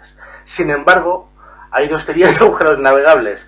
Una que la materia exótica mantendría estable la entrada, y otra que la materia sería otro tipo de agujero navegable que sería estable por sí mismo. ¿Y en el que se mantendría estable la entrada se podría volver? No, ¿O no? Se puede entrar, Pero no se puede volver. ¿Y el que no es estable, la entrada? No se puede Ni entrar. siquiera puedes entrar. Ni siquiera puedes entrar. La materia, tú puedes entrar. Lo malo es que cuando salgas no vas a ser tú mismo. Vas a ser un grupo de moléculas aleatorias, o incluso te has convertido en espacio-tiempo o cualquier otra cosa. Te convertirías en información y saldrías en el otro lado como no información o como información de otro tipo. Se mantendría la teoría de la entropía, o sea, se mantendría el principio de que hablábamos antes, pero no serías tú. No sería un agujero navegable. O sea que entonces, resumiendo, si nos metemos en un agujero negro, si es que podemos, porque es para no volver. El tipo de... Bueno, es para no volver y para no saber en qué nos vamos a convertir. Por supuesto. O sea, eso en uno no es navegable. Teóricamente los navegables, su misma existencia nos dice que son navegables y podríamos ir y volver. Bueno, lo de... Sí, lo del no tiempo que comentabas antes... Sí, es que... me ha llamado a mí mucho la atención. Sí, es una parte muy compleja de la relatividad general. Lo que sucede es que todas las partículas tienen una variable negativa. Entonces, teóricamente tienes, si el tiempo es algún tipo de dimensión o de partícula que transporta el tiempo o de punto estable en el espacio, teóricamente tiene que haber una parte negativa. Eso es todo. O sea, no es algo que merezca mucha explicación tampoco. O sea, igual que habría blanco, tiene que haber un negro, igual que hay un agujero negro y un agujero blanco. Pero entonces... Sigue siendo una teoría. ¿Qué pasaría con ese tiempo negativo entonces? Que si tú entras en una parte, podrías entrar en una parte de tiempo n y salir en una parte de tiempo menos n gracias a un agujero de gusano navegable con variaciones. ¿Nos serviría para viajar al pasado entonces? No, te serviría para viajar a un tiempo negativo. No para viajar a un tiempo n, sino para... O sea, que en conclusión que no se sabe... Ni idea. Se sabe que tiene que haber un menos tiempo, un tiempo negativo, sí, porque un tiempo positivo, pero no se ha explicado todavía. Investigaré más de qué va este asunto porque es un asunto que excede mis capacidades. Sí, y del 95% de... No, 95 no, excepto de Stephen Hawking y otros 2 o 3... debe ser prácticamente incomprensible. Vamos, yo a veces también pienso que muchas veces yo creo que se sacan estas teorías pues porque... Hombre, en el caso de Stephen Hawking está clarísimo. El pobre hombre estaba paralizado en una silla y solo puede pensar. Claro, y se puede pensar en estas cosas que escapan del resto de las capacidades de todos los demás. Y muchas veces, claro, yo también pienso que dicen, bueno, pues igual que hay un agujero negro, pues tendrá que haber un agujero blanco. Pues si esto es energía, se tendrá que desprender.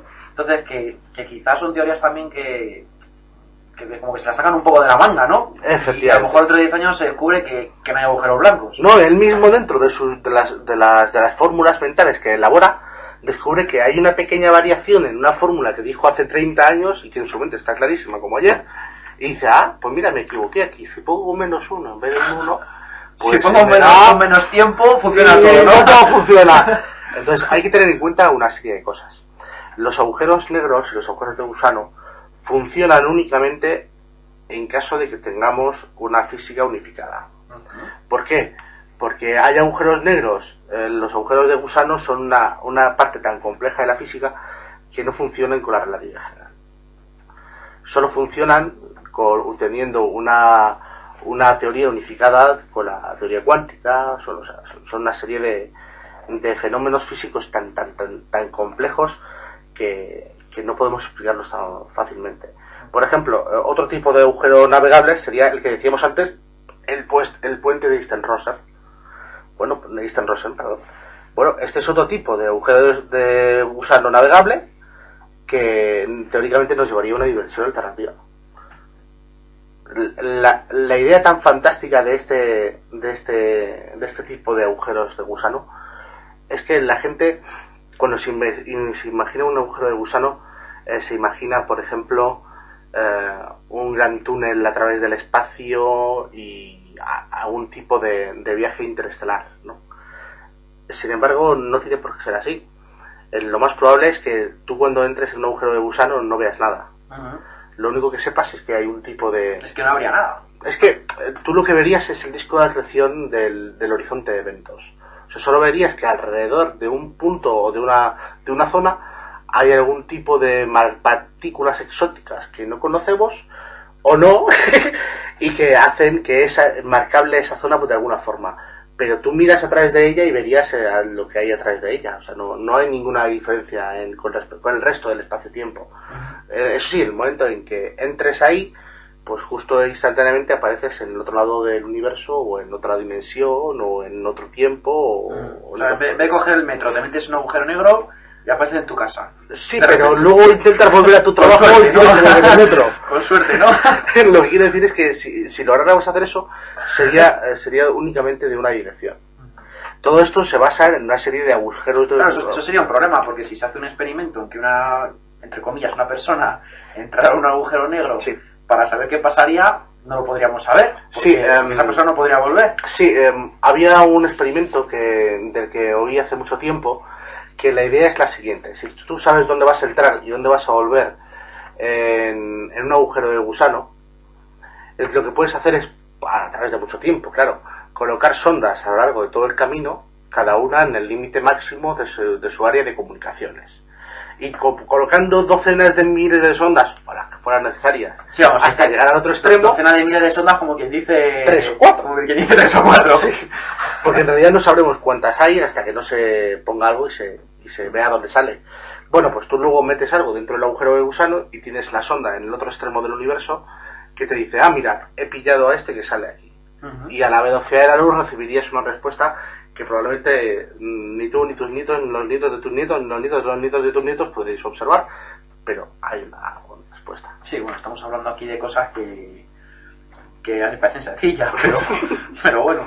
Es que los agujeros de gusano y los agujeros negros nos parecen algo muy lejano, muy tal, pero sin embargo se ha podido generar, en teoría, microagujeros negros en laboratorio.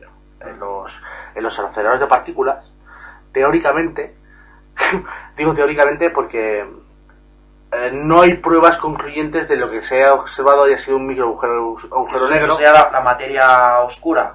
No, la materia oscura y el agujero negro no tienen nada que ver. La materia oscura se llama materia oscura porque no sabemos cómo es ni dónde está. La antimateria. No, son cosas completamente diferentes. Ahora lo hablamos. Según dicen que hay materia, pues tiene que haber antimateria, ¿no? Exacto, de hecho, ahora lo hablamos. Que tampoco está demostrada, ¿no? Pero bueno. No, al contrario, la antimateria, sí, según parece, es un poco más demostrable. Bueno, un poco más. Sí, solo un poco más. Los agujeros de gusano, los agujeros negros, en teoría se han podido generar en laboratorio. Y se cree que alguna explicación para explicar fenómenos de laboratorio de viaje más rápido de la luz podría explicarse gracias a que accidentalmente se ha generado un agujero. Iván, ¿qué opinas de todo esto? Yo opino que nos faltan muchas cosas. ¿Te falta sencillo? O sea, ¿te parece sencillo o no te parece sencillo? Desde luego no me parece sencillo, pero bueno, que está muy bien que vayamos desarrollando teorías sobre el funcionamiento del universo, ¿no? Por supuesto. Que evidentemente sabemos que están ahí, hemos observado que están ahí, y evidentemente empezamos a postular teorías sobre su posible funcionamiento o su posible... ¿Tú te vas a meter en un agujero negro ahora cuando yo creo que terminemos el programa o para irte a casa o como... Bueno, si el método lo consideramos un agujero negro, supongo que sí. Hay una teoría que muchos siguientes reconocerán enseguida, es que dice que los agujeros de gusano navegables que permiten unir dos zonas del universo entre sí, lo que están haciendo en realidad es generar una curvatura espacio-tiempo que en realidad no es exactamente eso, sino que la idea es plegar el espacio. Bueno, como si dobláramos un folio. Efectivamente, imaginaos la alfombra de la que hablábamos al principio. Imaginaos que está plegada imaginaos que está extendida sobre la cama.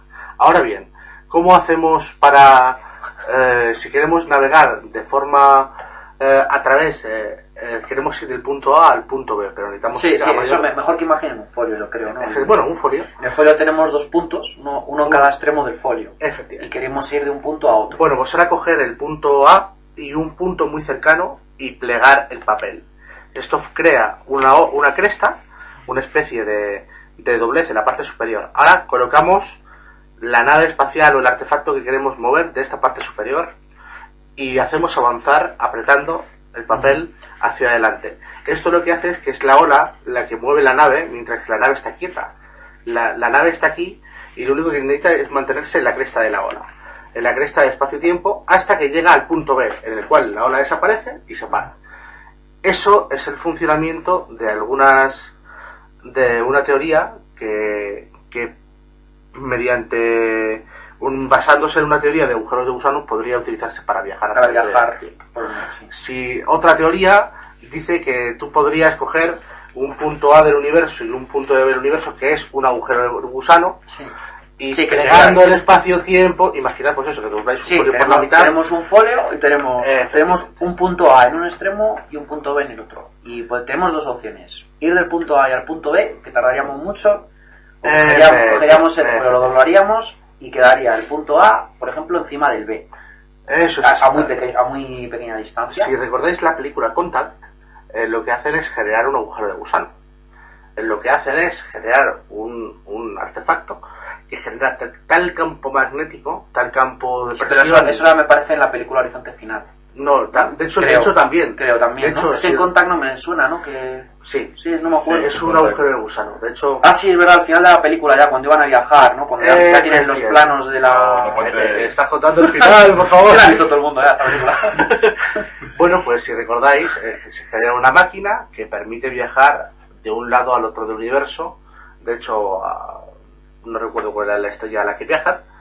Y viajan ahí y en un tiempo... Vega, me parece era Vega, efectivamente. Vega. Bueno, el vuelo, después de Vega le redirige hacia no sé dónde, y eso entra en una especie de red de agujeros de gusano que, bueno, pues le lleva a un lugar donde hacen contacto con una especie de alienígena.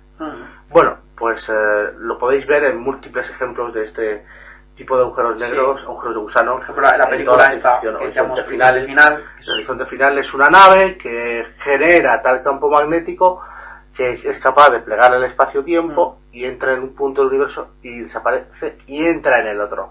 Lo que nos parece, sin embargo, si bien en la película de Contact parece que es un agujero de gusano navegable y de intrauniverso y muy estable, sin embargo parece que en la película de Horizonte Final se le va la mano y acaban vete tú a saber dónde y acaban todos Sí, hechos un como poco una especie de infierno, ¿no? Que vuelve la nave espacial como poseída. O sea que, bueno, no sé, es casi más de miedo que de ciencia ficción. Ya lo creo. Me parece, como película de ciencia ficción me parece más película Contact. aterradora. Contact, por supuesto, es Más de ciencia ficción. Es que yo creo que hay una diferencia ahí, es que Contact es una película de ficción científica y Horizonte Final es una película de ciencia ficción. Sí, pero vamos, yo creo que es más de miedo, porque quitando Una película de terror. quitando la parte esa del viaje en el tiempo, que parece como una excusa para que esté poseída la nave espacial. Sí, porque el resto no tiene ningún sentido. Bueno, en fin, dejemos que sean los siguientes quienes decidan. Pero vamos, con esto lo que quiero decir es que hay explicaciones, hay un montón de teorías que hoy día avalan las posibilidades de viaje en el tiempo y de viaje en el espacio y de viaje no más rápido que la luz, pero sí de ir a un punto B de un punto A en el espacio a otro B muy lejano sin tener que superar la velocidad de la luz, pero llegando antes que la luz. Entonces, todo este tipo de tecnologías que hoy día no poseemos, por desgracia, no tienen por qué no tienen por qué no llegar nunca. Hoy día tenemos tecnología para hacer otro tipo de naves espaciales, de los cuales hablaremos más adelante, como son los motores Bussard o las naves Orión, que son un tipo de tecnología que nos permitiría viajar a otras estrellas en tiempo relativo navegable. Y si entonces si miráramos un agujero negro, ¿qué veríamos? Nada, es negro. Veríamos negro, la negrura más absoluta. Sí, me gustó mucho una frase que oí hace mucho tiempo, dice que la característica de los agujeros negros es que son negros, claro, y por lo tanto no se ven a simple vista. Pues efectivamente eso, nosotros no miramos al espacio y vemos un agujero negro, vemos emisiones de rayos X, que es lo que detecta un agujero negro. Sí, pues recordemos que lo comentábamos antes, sabemos que existen por la perturbación que se produce alrededor del... Efectivamente, vemos el disco de acreción, vemos que, por ejemplo, hace tiempo se descubrió un agujero negro en el centro de la galaxia del Cisne. Este agujero negro se detectó porque las estrellas de alrededor del agujero negro estaban siendo absorbidas por el agujero negro y se veía... podíamos ver, de hecho podéis consultar las imágenes en internet y podíais ver cómo estas imágenes estaban virtualmente siendo tragadas por el agujero negro. Claro, es que imaginemos que es como un desagüe, ¿no? Sí, básicamente sí, imaginaos... Porque se va el agua. De hecho, si imaginéis eso, probablemente sea bastante similar a eso, un sumidero estelar. Básicamente imaginaos que el espacio es la bañera y que el agujero negro es el desagüe. Quitamos el tapón. Quitas el tapón. Y bueno, mejor aún, imaginaos que el universo, el espacio es la bañera llena de agua y que en el centro de la bañera hay un tapón. Quitamos el tapón y vemos cómo se va formando un remolino hacia el interior del desagüe. Esa forma, esa curva que se da justo en la parte superior del remolino es más o menos la figura mental que deberéis tener para imaginar un agujero negro. Ahora bien, ¿qué es lo que sucede en el otro lado del desagüe? O bien sale después en un agujero blanco, imaginaos que detrás de la bañera, justo debajo hay otra bañera, y que se vuelve a llenar el espacio, otra bañera pegada. Sí. O bien imaginaos que hay una especie de circuitos que vuelven hacia arriba, hacia el mismo universo, y el agua vuelve a salir por el otro lado como si se realimentara. Se realimentara, efectivamente. Pues muy bien, pues yo creo que ha quedado bastante clarito, ¿no? Para los oyentes. De todos modos, si tienen alguna duda o lo que sea, pues nos manden un correíto. A nosotros o a Stephen Hawking. Yo creo que nosotros contestaríamos antes. Sí. Bueno, a lo mejor más claro sí. A lo mejor este hombre, muchas veces los sabios, al saber tanto, luego no son capaces de explicarlo para la gente que sabe mucho menos, ¿no? Entonces, bueno, yo creo que los gente como ejemplos Stephen Hawking son tan brillantes que luego te sorprenden escribiendo libros como El universo, una cáscara de nuez. O en el caso de Carl Sagan, el libro Universo. Sí, a mí Carl Sagan particularmente me gustaba mucho cómo aplicaba las cosas. Yo particularmente, si recordáis la serie de Cosmos, es una obra maestra. Y merece la pena no solo por las explicaciones que da Carl Sagan. Sí, que además habla de muchas más cosas aparte de agujeros negros. Claro, la gente puede pensar, la serie Cosmos, pues habla solo de astronomía, ¿no? No, habla de historia, de la vida, de la evolución. Por eso se llama Cosmos, porque habla de todo. De todo, efectivamente. El cosmos es un todo. Que la gente puede pensar, Cosmos, pues el espacio. A mí el espacio no me... Pero habla, por ejemplo, de cómo la serie de Cosmos habla de cómo, por ejemplo, cómo nace la Tierra, cómo se descubrió el radio de la Tierra, quién lo descubrió, quién fue el primero en navegar por el globo, o sea... Sí, la Biblioteca de Alejandría también dedica un episodio. Yo creo que es una cuando lo explicabas que lo vivía, porque se veía que a él le gustaba... Es que yo creo que la cara de Carl Sagan, cuando veías la serie y te contaba algo, daban ganas de abrazar al hombre. El tío era buenísimo.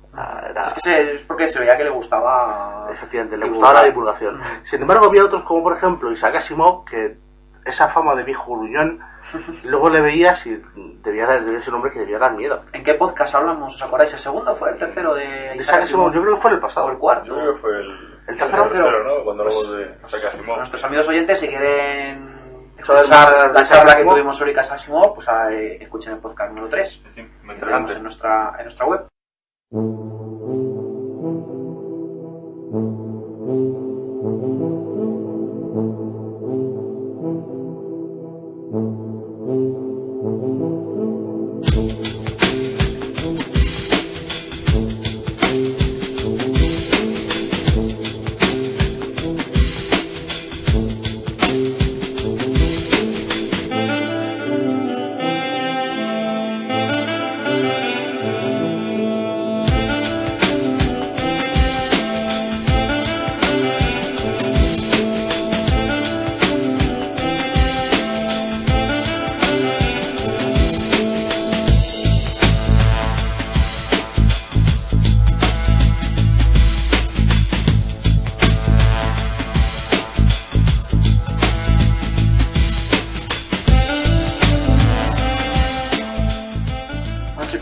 Estamos llegando ya al final del programa. ¿Habéis preparado vuestras citas? Pues sí, ya empiezo yo con las citas, si os parece. Venga. Bueno, pues es de Rabindranath Tagore, famoso premio Nobel, ¿no? Por su obra Agora. Una preciosidad, si tienes oportunidad os la recomiendo encarecidamente. Más deberes para unos cuantos de la casa. Eso no son deberes. Es un libro interesante y gordo. ¿Y? Gordo. Bueno, si está bien escrito y eso se lee. Es una maravilla. Se lee una maravilla. La frase dice: la fe engaña a los hombres, pero ilumina su mirada. Fantástico. Muy profundo. Mucha poesía.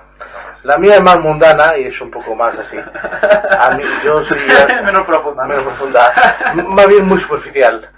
Yo soy gran admirador de Groucho Marx, una persona grande en su inteligencia y en su humor, y me ha llamado mucho la atención esta frase Imaginaos la situación, entra Groucho en un restaurante y el mozo le pregunta si le puede tomar el abrigo para guardarlo en el guardarropa. Y él se da la vuelta, le mira fijamente de arriba abajo y dice: sí, gracias, que esté listo para el jueves. Es más un chistecillo, ¿no? Más que una frase. Bueno, pues yo es una frase suya, pero... Con mi cita. Mi cita es de Martin Luther King, que ya sabemos todos quién es este señor. Y dice así: nadie se nos montará encima si no doblamos la espalda. Hombre. Es más... Recordemos que Martin Luther King es una figura de los derechos de los humanos en Estados Unidos y precisamente de los suyos. Podemos hablar de él, ¿no? En otra yo creo que podríamos preparar un especial. Hace un poquito hacemos un especial de etnografía, yo creo que quedaría bonito. Y bueno, yo creo que ya con esto, Iván, ¿alguna cosilla más? Pues nada, recomendar que nos visitéis en nuestra web www.noticias21.com. Noticias21.com, que ahí publicamos los artículos diarios y bueno, tenemos un montón de contenidos que esperamos que os disfruten. Sí, que ampliamos muchas de las noticias que... Todas las noticias que habéis oído en nuestra tormenta de noticias están en la página ampliadas, y comentadas y con fotos de alta calidad. Y las de la tertulia también. Las de la tertulia, y también os podéis descargar los podcasts directamente. Por supuesto. ¿Y tú, Juan, alguna cosita más? ¿Qué te parece? Ha quedado bien, ¿no? Lo del especial de agujeros negros ha quedado muy clarito, yo creo, para... A mí es un tema que llevaba tiempo queriendo hacer porque entiendo que es un tema muy interesante, no solo a nivel para los físicos puros y para la gente que le gusta la astronomía, sino que a la gente común que le gusta estar al tanto de cómo van determinados avances y qué se sabe del viaje en el tiempo, qué se sabe del viaje por el espacio a velocidades más altas que la luz, qué se sabe de otras dimensiones. Yo creo que estos dos temas, los agujeros negros y los agujeros de gusano, eran claves para conocer algunos de estos datos. Y bueno, más adelante en otros monográficos ya trataremos temas como el viaje espacial más avanzado, y puedo prometer que no os dejaremos de la materia oscura, ¿no? Que habla Jaime. Antimateria. También. Antimateria y la materia oscura. Otro bonito monográfico. Sí, y bueno, lo intentaremos tratar del modo más claro posible, ¿no? Es más, que lo podamos entender todos. Viene muy a pego del viaje espacial. Así que si queréis podemos hacer algún tipo de monográfico sobre las naves que comentábamos antes, el propulsor Busan y las naves Orión. Lo podemos comentar y hablamos de la materia oscura. Eso y cualquier otro tema. Lo iremos pensando. Estos temas, sí, cuando nos metamos en un agujero negro, entre que salimos y eso vamos... Iván se va a meter en un agujero negro. De partículas, pues nada. Y eso y nada, y cualquier otro tema que nuestros amigos oyentes quieran, nos mandan un correíto. A Juan, recuerda nuestro correo. 21 con 21 en números @gmail.com y estaremos encantados de comentar cualquier duda que tenga. Si queréis que tratemos algún tema en específico, que tratemos que en especial lo tratemos a cualquier tema que os apetezca o que os guste, no dudéis en sugerirlo. Que tengan paciencia, porque hay que preparárselo luego bien, ¿no? Y que lleva su tiempo, y vamos, prometemos contestar todos los correos. De hecho, estamos contestando alguno ya, de estos que nos mandan, y estamos encantados. Estamos encantados de... Voy a esperar que me pasara tuvimos bastantes, unos 40 o 45. Ahí fuera. Sí, lo que pasa es que ahí seguimos, ¿no? Contestando correos, ¿no? Porque muchas veces el tiempo no da abasto. No da para tanto, y bueno. En fin. Pues nada, pues yo creo que con esto... Bueno, y recordar que compren la revista Enigmas para ver nuestro artículo. Ahí pueden encontrar nuestro artículo sobre si llegó el hombre a la luna, donde terminamos de desmitificar las controversias que hay sobre las falsedades imágenes del alunizaje, y bueno, hagamos algún tema más al respecto. A la gente que le guste sobre todo ver grandes imágenes, porque las imágenes de la revista son fantásticas, una calidad impresionante, y bueno, y solo decir que es un tema de portada que está muy bien. Sí, que hemos salido en la portada en el especial 10º aniversario de la revista, el número 131 de este mes de octubre. Deciros que las imágenes son impresionantes y que merece la pena un número que merece la pena ver. Y bueno, en un podcast también comentamos Estamos un hablando poquito de esto. Sí, bueno, recuerda, Jaime, que fue el día que fuimos a la Rosa de los Vientos junto con Bruno este verano. Sí. Y estuvimos Sí, hablando estuvimos los dos ahí. de esto allí. Pues nada, pues yo creo que con esto ya, nada, emplazar a nuestros oyentes para el próximo programa y daros las gracias a los dos. Bueno amigos, pues nada, pues somos Iván Blanquer, Juan Acosta y Jaime Cuevas y muchas gracias a todos y hasta el próximo día.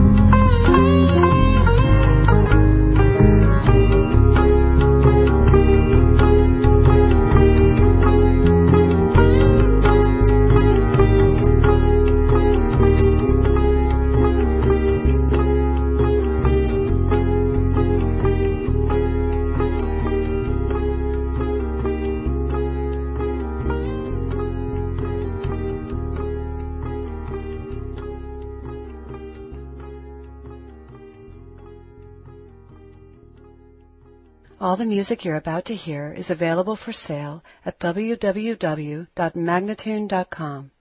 Magnatune, we are not evil. La ambientación musical que habéis escuchado la podéis encontrar en la web magnatune.com.